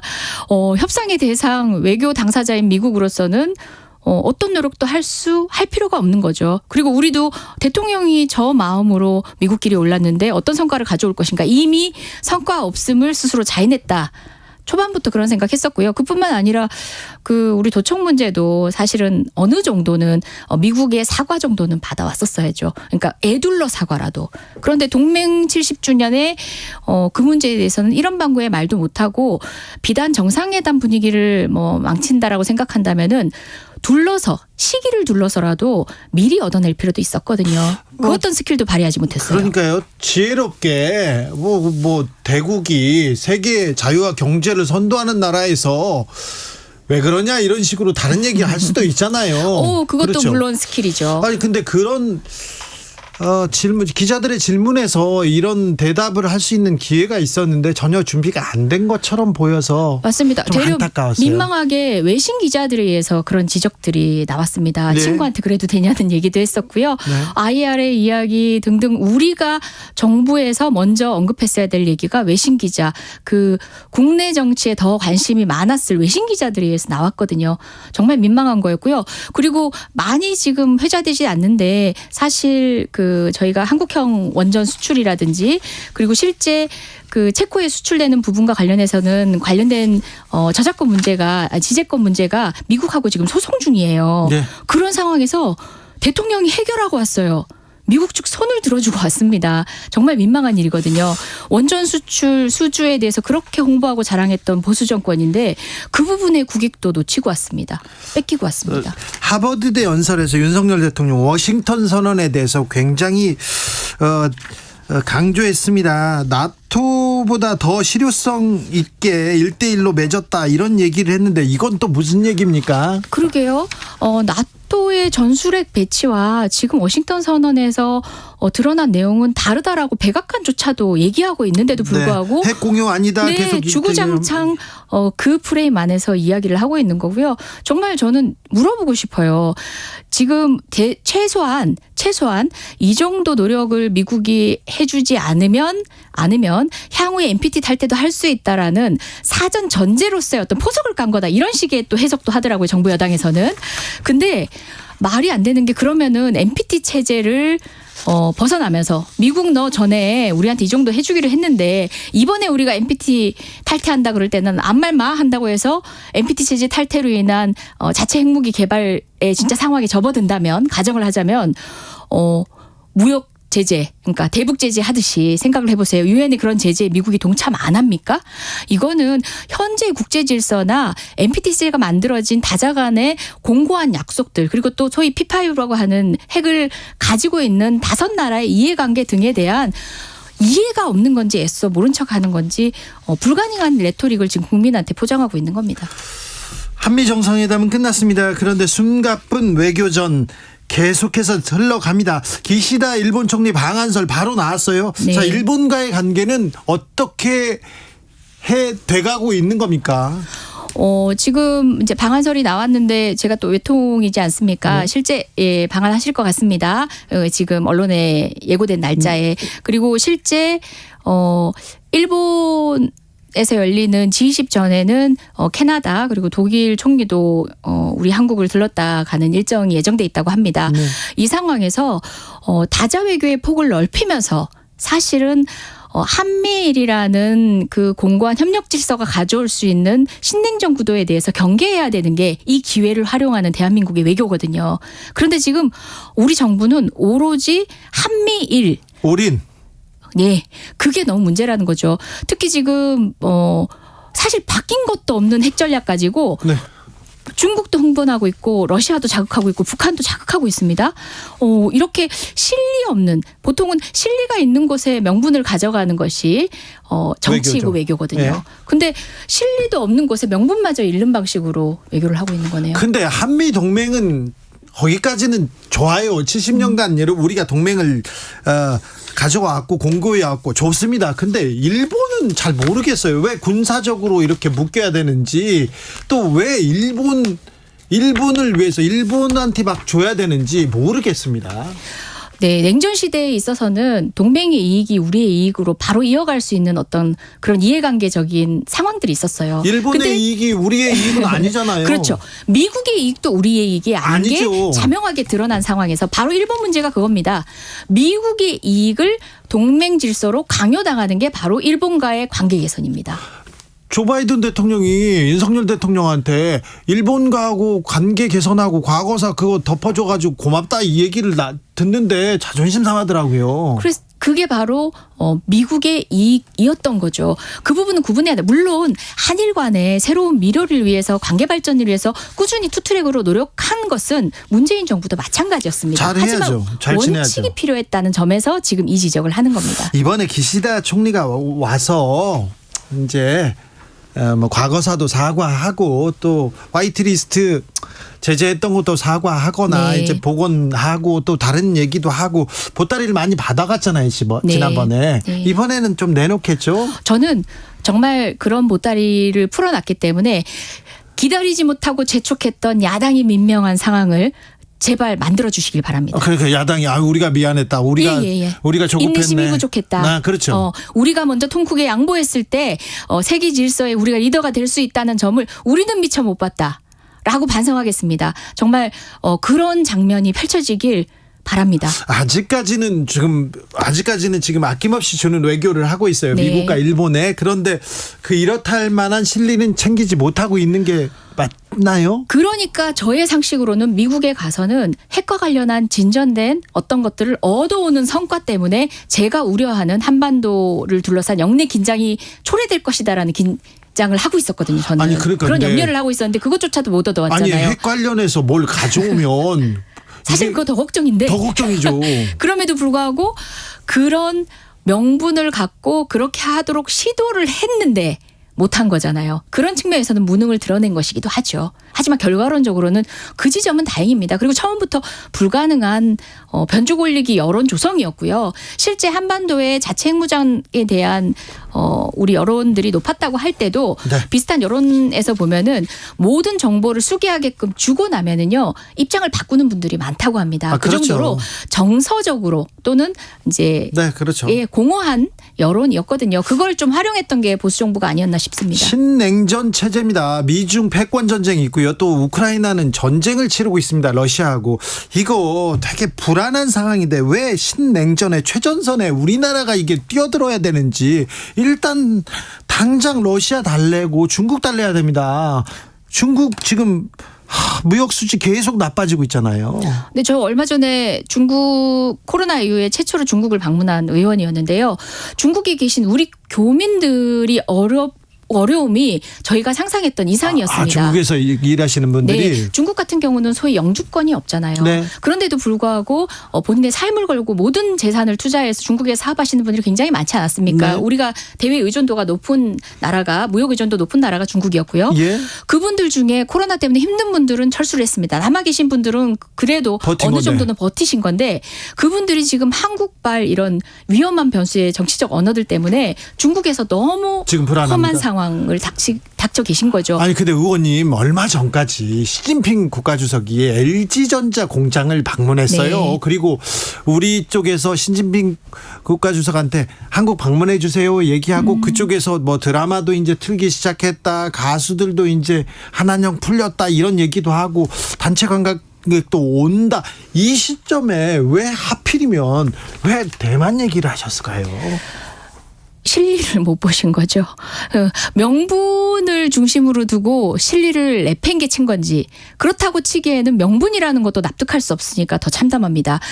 저 같은 경우는 중국도 맞습니다. 중국도 강국으로서 역사 안에서 부침이 있었고 우리나라와는 긴장관계가 있었던 거 맞습니다. 아니 중국도 하지만 잘못하는 거 많죠. 그럼요. 많죠. 그 지점을 외면하자는 게 아닙니다. 하지만 국익을 위해서 실리가 있는 곳에 명분을 갖춰가면서 다재외교의 장에서든 양자외교의 장에서든 최대치를 확보를 하는 게 대통령의 일이고 여당의 책무입니다. 그런데 지금은 그 어느 곳에도 명분도 보이지 않고 실리도 보이지 않는다는 얘기 제가 계속 말씀드리는 겁니다. 이런 일의 얘기는 왜 나왔다. 대만 얘기는 어쩔 수 없이 할 수밖에 없었다. 이런 얘기를 대통령실이나 정부가 국회의원들한테 외통위 와가지고 설명할 거 아니에요. 네.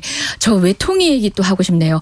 보통 문재인 정부가 국외에 나가서 국위 선양을 했다라고 외신의 평가를 받고 또 이제 대한민국 오면 설명할 거 아닙니까? 네. 하고 싶어 하면 네. 저쪽 당에서는 상임위를 안 하려고 회피를 합니다. 야당에서는. 아니 너희가 한 성과들을 그냥 뭐 자랑만 늘어놓으려고 하는 거 아니냐고 외통위를 잡자고 하면 상임위를 안 열려고 했는데 이번엔 좀 반대 용국이에요. 이렇게 여당 스스로 자찬을 하고 있으면은 열어서 국민께 설명도 하고 홍보도 하고 납득도 시키고 시쳇말로 자랑도 하고 싶을 거 아니에요. 예. 근데 지금 계속 상임위 개최를 하지 않으려고 하고 있어서 그것도 전 납득이 되지 왜 않습니다. 국회에서 상임위 개최를 안 합니까? 이렇게 중요한 외교 현안들이 있는데 와서 성과를 좀 발표하고 자랑도 좀 해야 되는데. 제 말이 그 말입니다. 청와대에서 국무회의를 통해서 관련된 성과를 국민께 설명드리고 홍보하겠다고 하는데 네. 그 국민 중에 가장 중요한 그 대표자들이 모인 곳이 여의도입니다. 여의도 국회의 통상적인 소관 상임위인 외통위 개최도 이렇게 힘든데 정말 그 성과라는 걸 국민하고 소통하고 싶어 하긴 하는가. 네. 평가받고 받아야 한다는 생각은 하고 있는지 모르겠습니다. 네.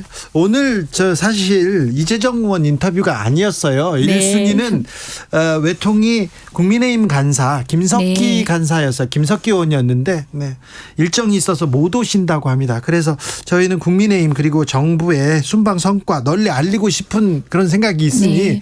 부디 좀 오세요. 저희들은 저기 국민의힘 패널로만 다 채우고 싶은 사람들이에요. 특별히 저는 그런 사람이에요. 그때는 저희는 섭외 안 하실 겁니까? 네, 일단 2순위였는데 네. 자, 이재정 의원은 2순위였는데 김석기 간사가 안 하시는 바람에 했습니다. 먼저 했습니다. 국민의힘에 인터뷰 요청 드렸고요. 기다리고 있습니다. 자, 민주당 소식으로 조금 네. 가자고요. 아무튼 국회 상임위는 열고 좀 심도 깊게 외교 현안을 이렇게 토의한 다음에 네. 성과도 얘기한 다음에 그걸 가지고 또 우리가 또 국민들한테 알리는 그런 과정이 필요한 것 같은데 상임위는 빨리 열어주세요. 네. 자, 민주당은 비명계, 친낙계 박광원 의원이 원내대표 이렇게 당선됐습니다. 왜 그럴까요? 그렇게 평가하는 것도 사실은 큰 틀 프레임 안에서 보신 건데요. 유력하게 이제 양강 구도를 보였던 홍기표 의원도 이낙연 대표님 체제에서 정책통으로 그 캠프에서 일하셨던 그렇긴 분이고요. 해요, 또. 예. 네. 그리고 실제 이재명 대표와는 최근에 대면한 적도 없으신 분인데 네. 그런 프레임이 또 프레임으로 작동하기 시작하면 또 힘을 갖는 것 같아요. 근데 민주당 안에도 이런 프레임이 좀 있어요. 그럼에도 불구하고 박광온 원내대표가 가진 네. 또 성품적으로서의 특성도 있고 굉장히 유하신 분입니다. 그게 또 강점일 수도 있고 어떨 땐 단점일 수도 있겠지만 통합형 리더십을 통해서 당내에 분열된 정치 세력들을 아울러달라는 기대치가 아니었을까 생각하고요. 그럼에도 불구하고 프레임이라는 게 또 갖는 외부적 외관이 있는 것 같습니다. 네. 최근에 보면. 네. 그래서 여튼 간에 외관이 갖는 그것을 우리가 진실로 인정해서가 아니라 그런 우려의 지점들을 불식시킬 수 있는 그런 지도력을 보여달라는 주문이라고 저는 이해하겠습니다. 민주당에서 아무튼 이재명 대표와 그리고 친낙계 원내대표의 하모니 어떻게 또 연주가 나올지 좀 볼게요. 그런데 돈봉투 의혹에 대해서 국민들은 매우 엄중하게 보는 것 같아요. 네. 민주당에서는 어떻게 보고 어떻게 해결하려고 합니까? 엄중하고 단호해야죠. 정말 이거는 돈봉투의 문제가 아니라 이미 구태했던 어떤 정치 관행들이 축적되어 있다가 터질 거라고 봅니다. 그렇죠. 액수가 별로 안 돼 이런 얘기할 게 아니에요 지금.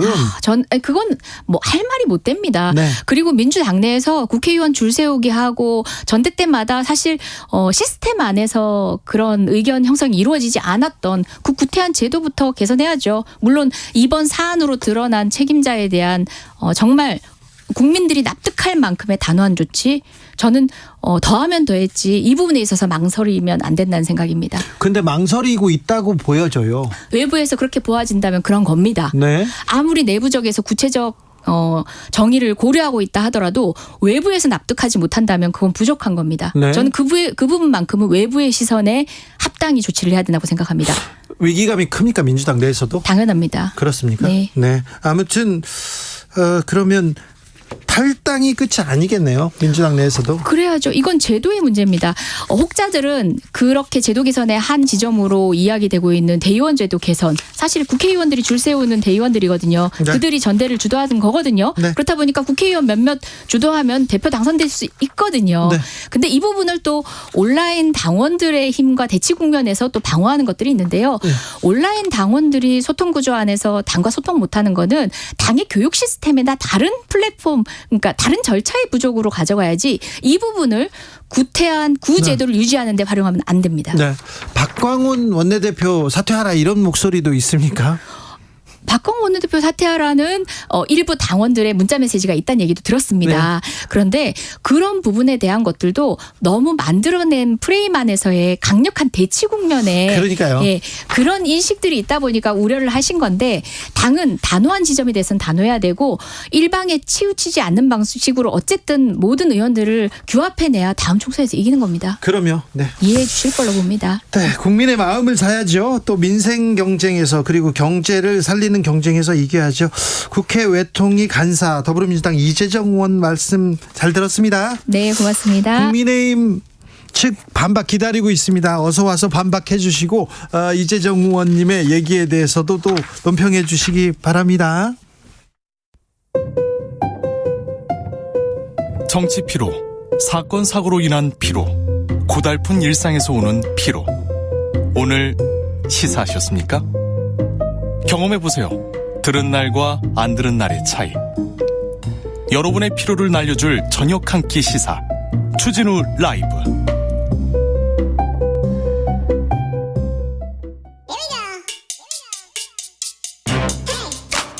뉴스를 향한 진지한 고민, 기자들의 수다.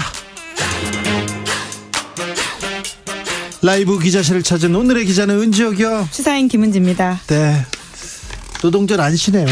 네. 쉰 적이 없었던 것 같아요, 기자들은. 그렇죠? 마감 일정이 있다 보니까 그런데요. 뭐 저희만이 아니라 지금 이 시간에도 계속 일하고 계시는 분들이 있을 수도 있습니다. 더 많은 분들이 일하고 네. 있어서 그래서 또 편안하게 쉬고 있는 분도 있는 거죠. 자, 오늘은 어떤 뉴스부터 가볼까요? 네, 역대 대통령들의 방미 후 여야 대표 만남을 정리해 봤습니다.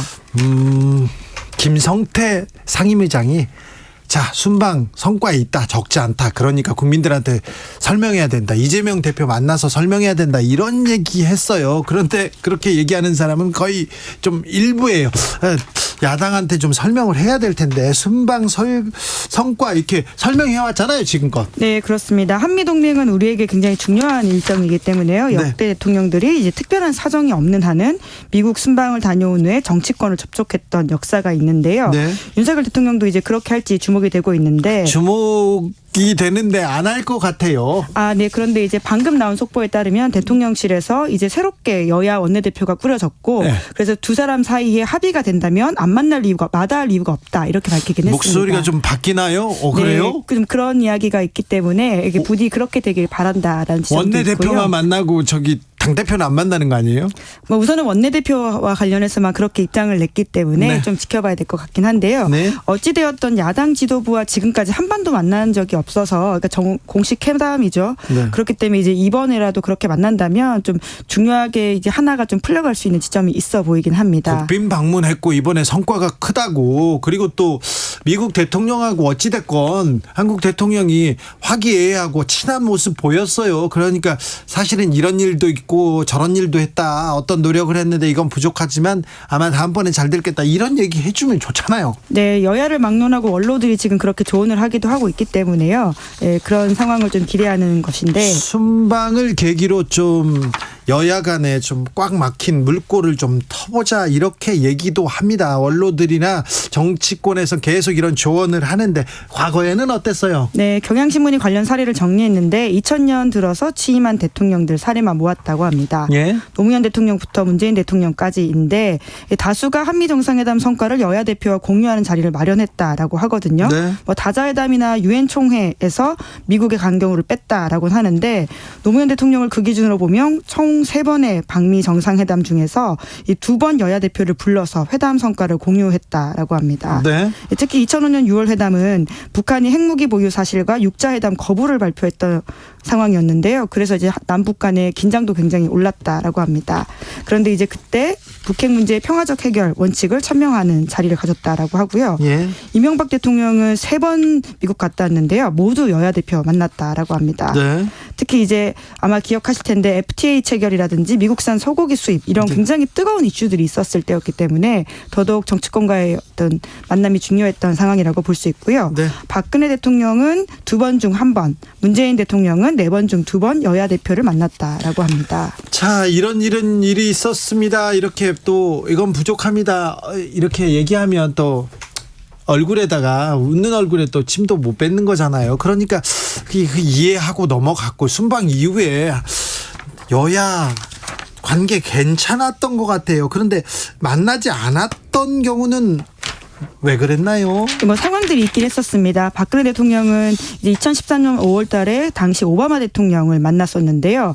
아이고, 그거 알아. 그거. 예. 윤창중 대변인. 네, 성추행 사건 때문에 사실 거의 정상회담 성과가 묻히다시피 했던 사건이 있었습니다. 아이고, 정상회담을 윤창중 당시 대변인 성추행 사건으로 이렇게 성추행 사건으로 거의 성과하고 뭐고 순방 얘기가 다 사라졌죠. 네, 굉장히 충격적인 사건이긴 했습니다. 그렇죠. 방미 과정에서 인턴 직원을 성추행했던 사건이었습니다. 그 윤창중 청와대 대변인께서 그 당시에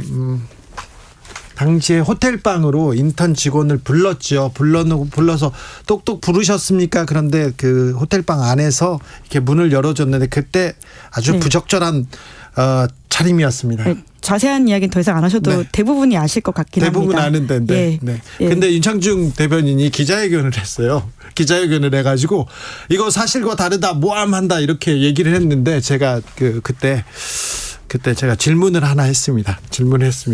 그때 윤창중 대변인 그 인턴이 오셨을 때 속옷 차림이셨어요? 알몸이셨어요? 이렇게 물어봤는데 질문을 받고 윤창중 대변인이 어떻게 했는지 아세요? 거기까지는 기억이 안 나는데요. 바로 그냥 기자회견을 접고 갔습니다. 네, 그리고 사임했다 말씀이신 거죠? 네, 바로 갔습니다. 네.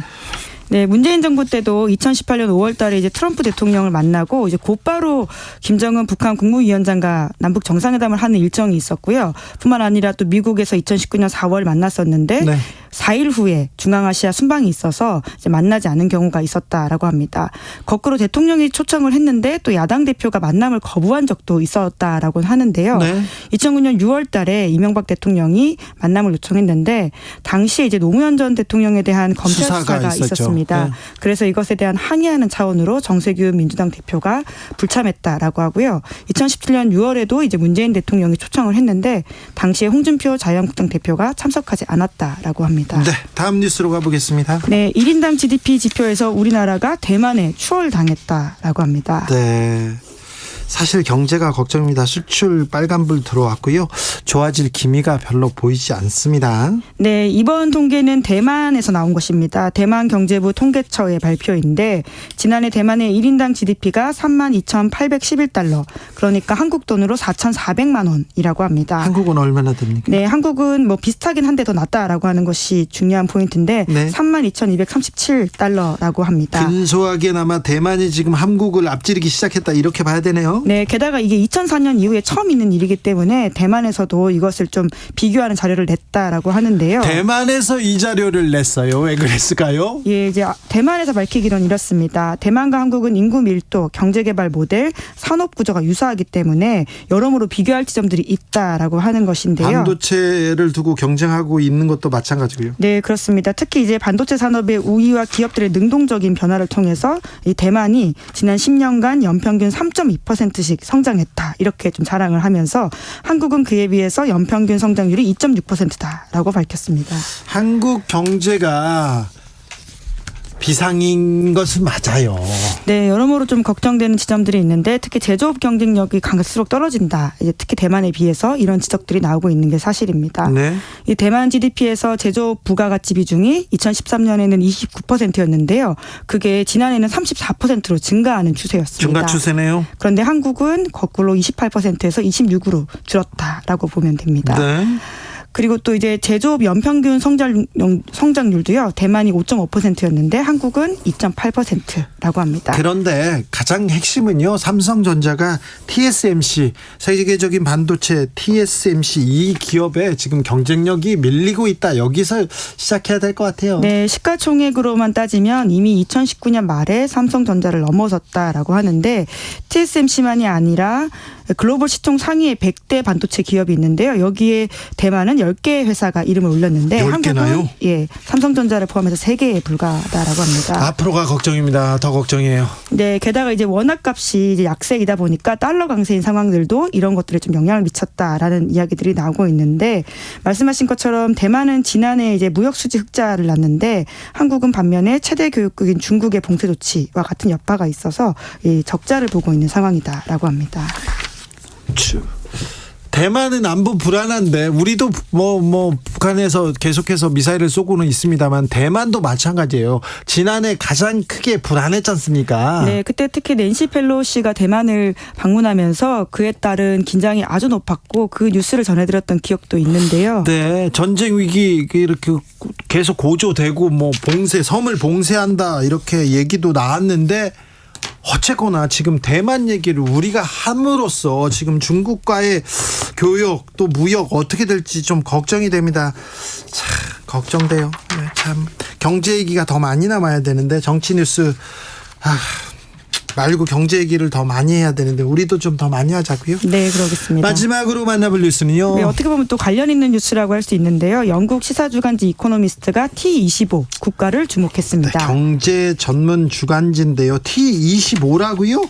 네, 그러니까 T는 트랜잭셔널 거래형의 약자인데 이런 거래형 국가 25개가 있다라고 해서 T25라고 명명을 했습니다.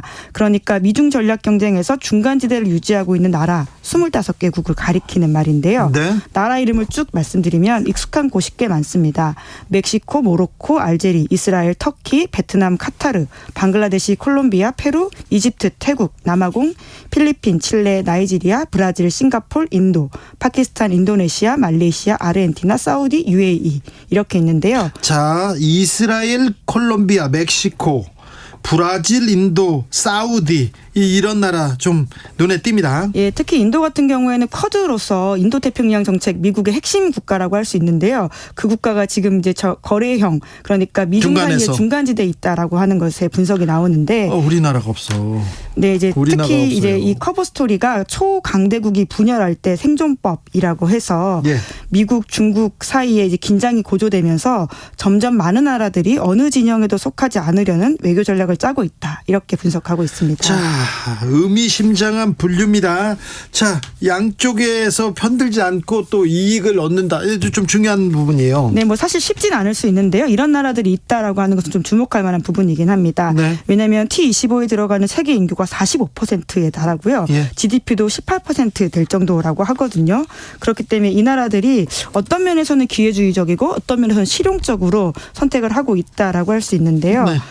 각 나라들이 이제 앞으로 세계가 어떻게 재편될지 불확실성이 높아진다라는 인식을 아주 크게 하고 있고 네. 그에 따라서 국익을 극대화하는 길을 가르려고 한다라고 하는 지점을 좀 눈여겨봐야 될 것 같은데요. 네.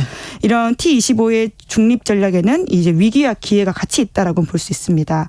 이코노미스트는 이렇게 분석하고 있는데 T25의 전략이 성공할 경우 앞으로 수십 년간 국제 질서에 영향을 미칠 것이다라고 합니다.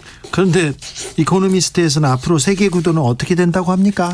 네, 점점 불확실성이 높아진다라고 하는 부분을 좀 포인트로 봐야 될 것 같습니다. 아니, 누가 이긴다고? 누가 이겨요? 그거를 알기는 어려운 지점이 있기 때문에요. 네. 그러니까 불확실성이 클 때는 크게 판돈을 어딘가에 거는 게 좋은 일은 아닐 수 있다라고 좀 이해를 해봐야 되는 것이겠죠. 그렇죠.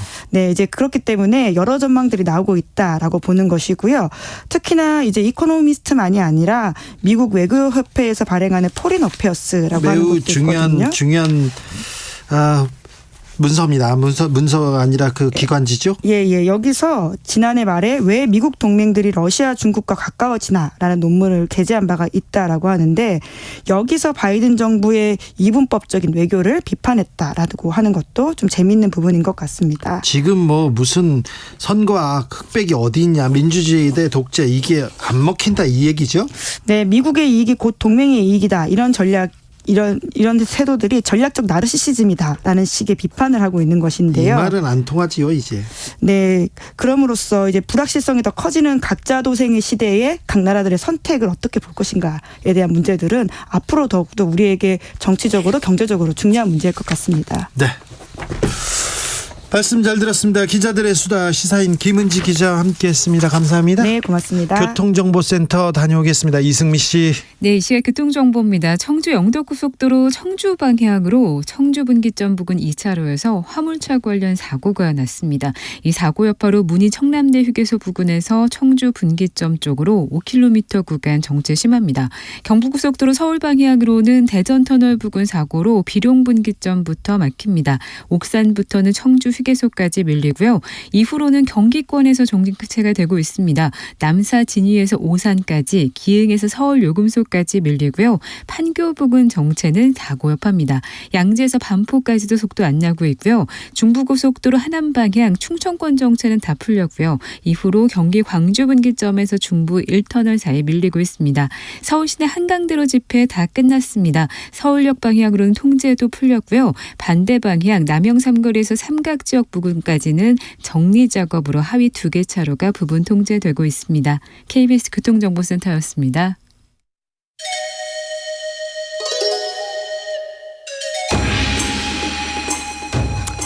빛보다 빠르게 슉슉, 바람보다 가볍게 슉슉. 경제 공부 술술. 경제를 알아야 인생의 고수가 된다. 경공술. 경공술, 오늘은 부동산 공부 좀 해보겠습니다. 한문도 전 연세대 교수님 어서 오세요. 네, 안녕하세요. 네, 잘 지내시죠? 예. 네. 자, 봄바람 부는 부동산 시장, 봄바람 분다, 지금 바닥 찍었다, 계속해서 부동산에 대해서는 장밋빛 기사들이 나오고 있는데 이거 맞습니까? 부동산 시장에 봄바람 불고 있습니까? 봄바람이 일단 지나고 있죠. 이제 여름바람이 오기 시작하고 있죠. 여름바람이요? 네네. 뜨거운 바람이죠. 뜨거운 바람이요? 예, 그러니까 봄바람은 좋지 않아요. 네. 뜨거운 바람은 별로 그렇게 좋지는 않잖아요. 네. 그러니까 봄바람이 일단 끝나가고 있습니다. 제가 볼 때. 끝나고 있어요? 예. 이 거래량이 원래 1월, 2월, 3월 계속 증가했거든요. 네. 그럼 4월도 증가폭이 예전과 같은 추세를 형성한다라면 지금 말씀하시는 계속 상승 반전했다가 이어질 텐데 네. 4월, 3월, 2월하고 3월하고 거래량 차이가 크게 없습니다. 네. 그리고 4월하고 3월도 차이가 없을 것 같아요. 지금 추측이 되는 게. 4월에 지금 거래량이 1,500건 찍었는데 그러면 3,000건이라는 얘기도 서울 아파트 기준으로 그러면 평균이 한 6,200건이에요. 네. 그래서 평균 거래량의 아직도. 반토막밖에 안 되는 거예요. 그래서 아직도. 이거는 분명히 뭐 저점 대비 조금 상승 반전한 기미는 있으나 제가 볼 때는 추세적으로 이어지기 쉽지 않은 상황이다라고 판단되고요. 특례보금자리론이 끝나고 있거든요. 그래서 끝나면은 이제 또 다시 추가 하락 시간이 좀 시작될 것 같습니다. 그래요. 네. 지난번에 우리 주진우 라이브 오셨을 때 3월에 오셨을 때 네네. 집값 하락세는 지속된다. 그러니까 연말까지는 지속되니까 연말까지는 좀 기다려라 이런 얘기 기억하고 있는데 맞죠? 네, 맞습니다. 아직도 비슷합니까? 비슷한 게 아니라 뭐 똑같습니다. 똑같습니까? 네네. 저 기자들이 경제 부동산 기자들이 항상 좋다고 얘기만 하고 어디 분양한다 이런 기사만 많이 쓰니까 별로 신뢰도가 좀 떨어집니다. 제가 네. 팩트 체크를 해보면요. 네. 일단 예를 들면 뭐 최근에 뭐 YT에 나온 이거 뭐 좀 유명 좀 괜찮아요. 메이저급에서 네. 신고가 나온다는 기사가 두세 개가 똑같은 기사가 떴어요. 네. 그래서 체크를 해보니까 신고가는 한두 개고 보합거래나 하락거래도 존재하면 근데 같이 기사를 써줘야죠. 근데 그거 안 쓰죠. 안 쓰죠. 몇 천만 원 올랐다 몇 억 올랐다 이런 것만 나오죠. 그게 바닥 문제죠. 찍던 뭐 동탄 김포 뭐 어디로 올라간다 뭐 얼마 상승 한두 개 가지고 기사를 쓰면 안 되잖아요. 그거 어떻게 좀 언론중재법 어떻게 안 되나요? 사실 이게 건설사하고 조금 관계도 있고요. 그렇죠. 네, 건설사에서 광고를 제일 많이 하거든요. 아니 광고는 광고 형태로 하고 원래 제가 알기로는 언론 그 법에도 광고 기사 이렇게 표시해 주는 게 되어 있는데 맞아요. 지금은 기사가 광고성 같은데 그런 표현은 없고 기자분들이 그 뭐 앞에 역할을 하다 보니까 네. 일반 좀 바쁘시고 이런 생업에 바쁘신 분들은 자칫하면 속을 수도 있죠. 그러니까요. 네, 시장 팩트가 좀 투명하고 공정하고 형평성 있게 기사가 나와야 되는데 네. 그런 부분은 상당히 부족합니다 현재. 지금 5천만 원 뭐 아니 50층 70층 계속 무슨 발표가 나오는데 거래는 별로 없는 거죠. 예, 없다고 봐야죠. 지금 서울에 그러니까 전국적으로 비슷한데요. 예를 이제 서울로 말씀드리면 서울의 공인중개사 한 22,000개 정도 됩니다. 네. 그럼 3,000건이면은 100집에 한 건 거래된 거죠. 10집인가요? 10집에 한 건 정도? 그럼 엄청나게 지금 부동산 시장이 얼어붙었다 이렇게 봐야 되네요. 그럼요. 왜냐하면 MB 정부 때 6, 7, 8천 건 가다가 글로벌 금융위기가 터지고 나니까 그때 거래량이 2,000건이었어요. 그러면 그 바닥 거래량하고 비슷하잖아요. 그러니까 지금 요번에 작년에 너무 거래량이 거의 뭐 역사적으로 최저점이었거든요. 네. 그러다 보니까 기저효과로 잠깐 오른 것 같지만 네. 평균에 비교하면 100점 맞은 학생이 20점이 됐다가 40점 된 꼴이거든요. 그러니까 2배 올랐다 이렇게 보는 게 아니라 그렇게 보면 안 되고 100점에 멀다 이렇게 보는 게 맞겠죠. 네. 네네. 자, 그럼 바닥은 언제쯤입니까? 바닥은 지나봐야 아는데요. 네. 제가 볼 때 주택가격 조정이 이제 정부의 규제 완화하고 특례보금자리로 조금 받치고 있잖아요. 그렇죠. 지금 규제 완화 계속 하고 있잖아요. 그게 이제 끝나고 나면 이제 아마 추가 조정이 있을 텐데 그것이 있고 나서 그게 이제 외부 요인이 없는다라는 전제하에 제가 볼 때는 한 10에서 20% 정도 저 조정이 있으면 그때 끝납니다. 그래서 시간의 개념이 아니라 가격의 폭의 개념입니다. 아직도 10% 20%는 더 떨어질 가능성이 있다. 저는 그렇게 보고 있습니다. 네. 자, 바닥 근처에 왔다는 시그널을 어떻게 봐야 됩니까? 다 이사는 해야 돼요. 집은 마련해야 돼요. 네. 근데 언제 사야 됩니까? 간단한 건 그렇죠. 뭐 일단 세 가지 말씀드리면 거래량이 늘어난다는 건 지금 맞잖아요. 거래량이 늘 때 네.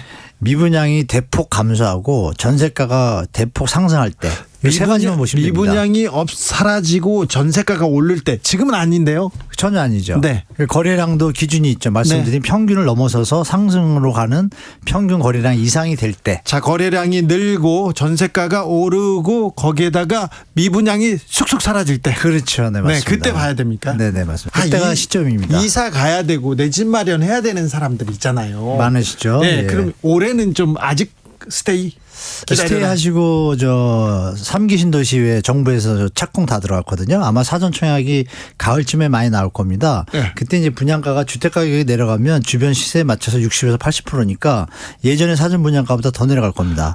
그러면 그거는 좀 변수가 되겠네요. 그걸 좀 관심을 가지시고 기존주택 시장은 분양가가 좀 높다 싶으시면 연말까지 충분히 기다리셔도 큰 무리가 없을 것 같아요. 정부에서 또 실거주무 폐지가 돼야 분양 현장이 살아나는데요. 지금 실거주무 폐지가 전세 사기로 인해서 정부에서 모랄 해저 때문에 풀기에 좀 난처한 입장이 됐거든요. 여야가 또 친하지도 않고. 그럼 실거주무 폐지가 안 되면은 분양 현장이 약세를 보입니다. 그럼 전매 제한밖에 없기 때문에 중도금 대출하고 완화하고 그러면 제가 볼 때 하반기 갈수록 시장이 실거주무 폐지가 안 된다 그러면 또 하락으로 점점 갈 것 같습니다. 그러네요. 네. 그러니까 연말까지 기다리십시오. 그렇죠. 하반기에도 지금 뭐라고 해야 되나 위험 신호가 한 두 개 도사리고 있으니 기다려라. 그 와중에 또 강남 같은 경우 서울 같은 경우에 입주 물량이 많습니다. 예년에 비해 가지고. 그래요. 네, 그래서 6월, 7월, 8월 달에 한 3,000에서 5,000 세대 나오고요. 내년 1월에 한 또 6,700에서 8,000개 나오는데요. 그 물량들이 나올 때 새 집이니까 보통 3개월 전에 매물이 나와요. 그러니까 매물이 엄청 나오겠죠. 올해 10월이나 또 올해 한 6월부터 이런 부분들이 이어지기 때문에 현재도 역전세는 아니고 매물이 증가하고 있거든요. 그 매물이 증가한다는 얘기는 뭘까요? 팔고 싶어하는 앞으로 집값이 안 오르겠구나 하고 판단하는 사람들이 많다는 얘기죠. 이제 그걸 전반적으로 보셔서 연말까지 충분히 기다리시는 게 좋을 것 같습니다. 전세 사기 얘기도 해 주셨는데요. 지금 전세 사기 이 사건이 시장에 미치는 영향 어떻게 됩니까? 네, 엄청 큽니다. 커요. 네네. 그래서 이제 주변 사람들도 저는요 빌라 안 갈래요, 전세 안 할래요 이런 친구들도 많아요. 네, 그리고 아파트조차도 뭐 지방은 뭐 2억, 3억짜리들 많거든요. 3, 4억짜리. 거기도 월세로 가시려는 분들이 많이 생겼어요. 그러니까 전세 가격이 빠진다는 얘기는 갭 투자하시거나 전세 레버리를 쓰신 분들이 자금이 없으면 그걸 가격을 낮춰서 팔아야 되잖아요. 그렇죠. 그러니까 주택 시장에 이제 하방 요인이 또 되는 거죠. 그런 영향이 이제 천천히 나타날 겁니다. 연말하고 내년 초까지 역전세 나올 물건들이 많거든요. 깡통 전세하고. 그러면 이 현상이 이제 지속되겠죠. 내년 초까지는요. 저기 압구정동에 뭐 70층 온다, 뭐 여의도에 50층, 70층 온다 이런 얘기 계속했는데 여의도나 이렇게 압구정 이렇게 이리 발표를 하면 저기 고급 아파트고 주변도 따라오르지 않을까요? 이제는 좀 소비자들이 좀 스마트해지셔가지고요. 예전엔 발표하면 집값이 많이 뛰었죠. 그렇죠. 지금은 별로 반응이 없습니다. 거래도 거의 없다면서요. 거래량이 뭐 몇 개는 이렇게 되지만 나머지 분들이 이제 정보력이 뛰어나신 거죠. 왜냐하면 우리가 재건축 재개발이 발표한다고 해서 3년에 집이 생기는 것도 아니고 보통 그 정도 계획이면 10년에서 15년 보거든요. 그래요? 네네. 그러면은 10년, 15년 예전에 그걸 계산을 안 했거든요. 소비자들이. 근데 지금 계산을 잘 하십니다.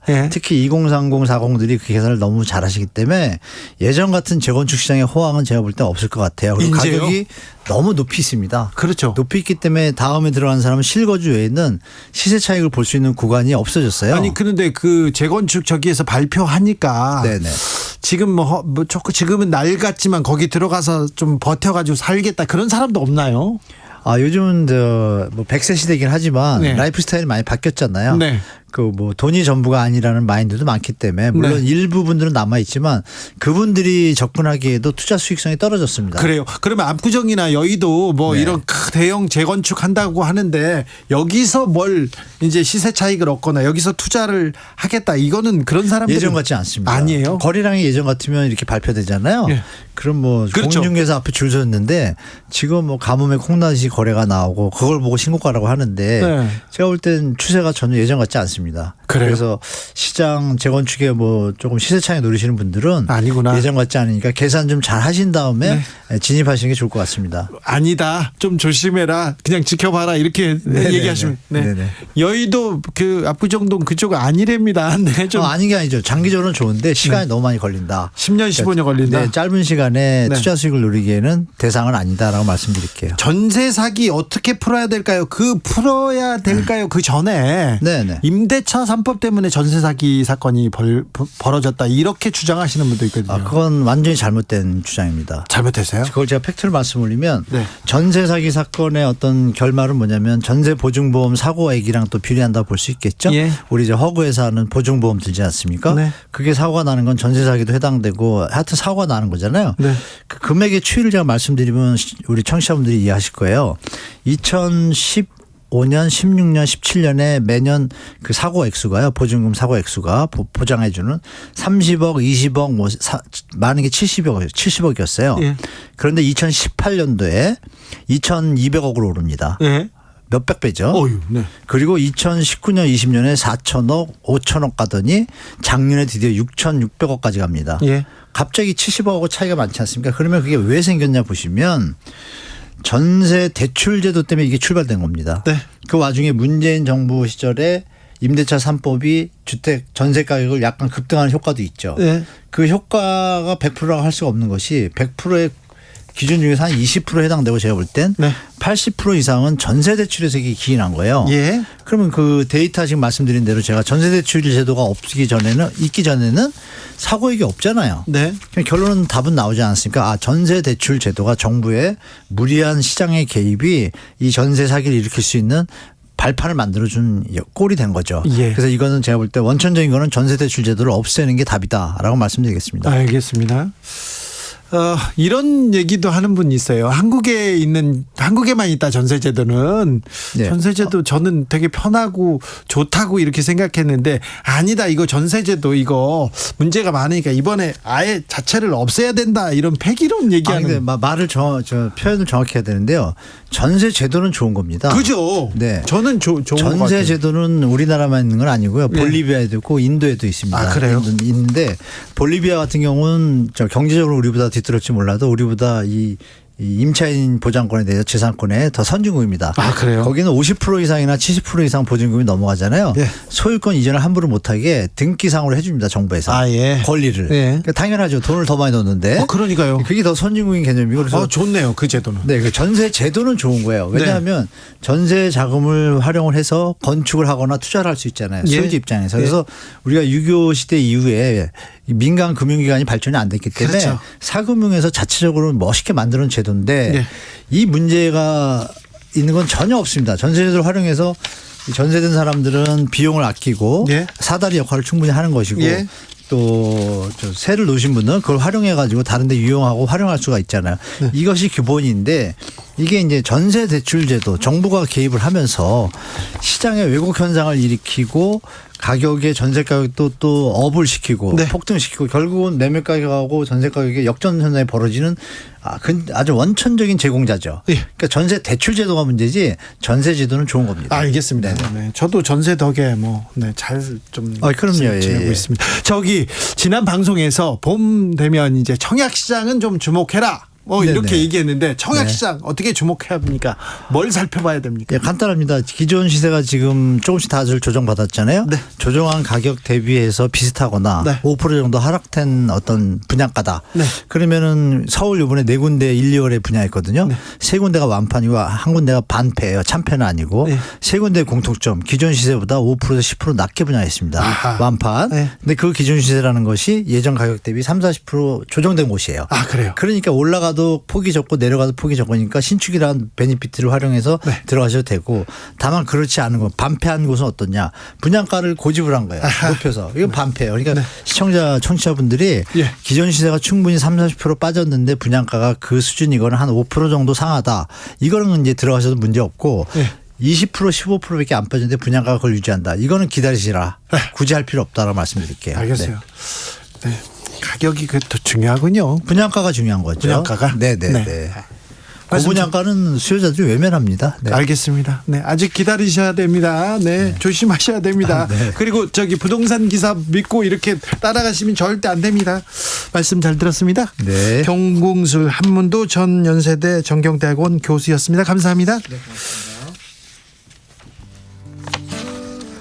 주진우 라이브 이제 마치겠습니다. 오늘 근로자의 날인데 일하신 분들한테 특별히 감사함 전하고요. 편히 집으로 돌아가셨으면 합니다. 마이클 부블레의 홈 들으면서 저도 여기서 물러가겠습니다. 저는 내일 오후 5시 5분에 돌아옵니다. 지금까지 주진우였습니다.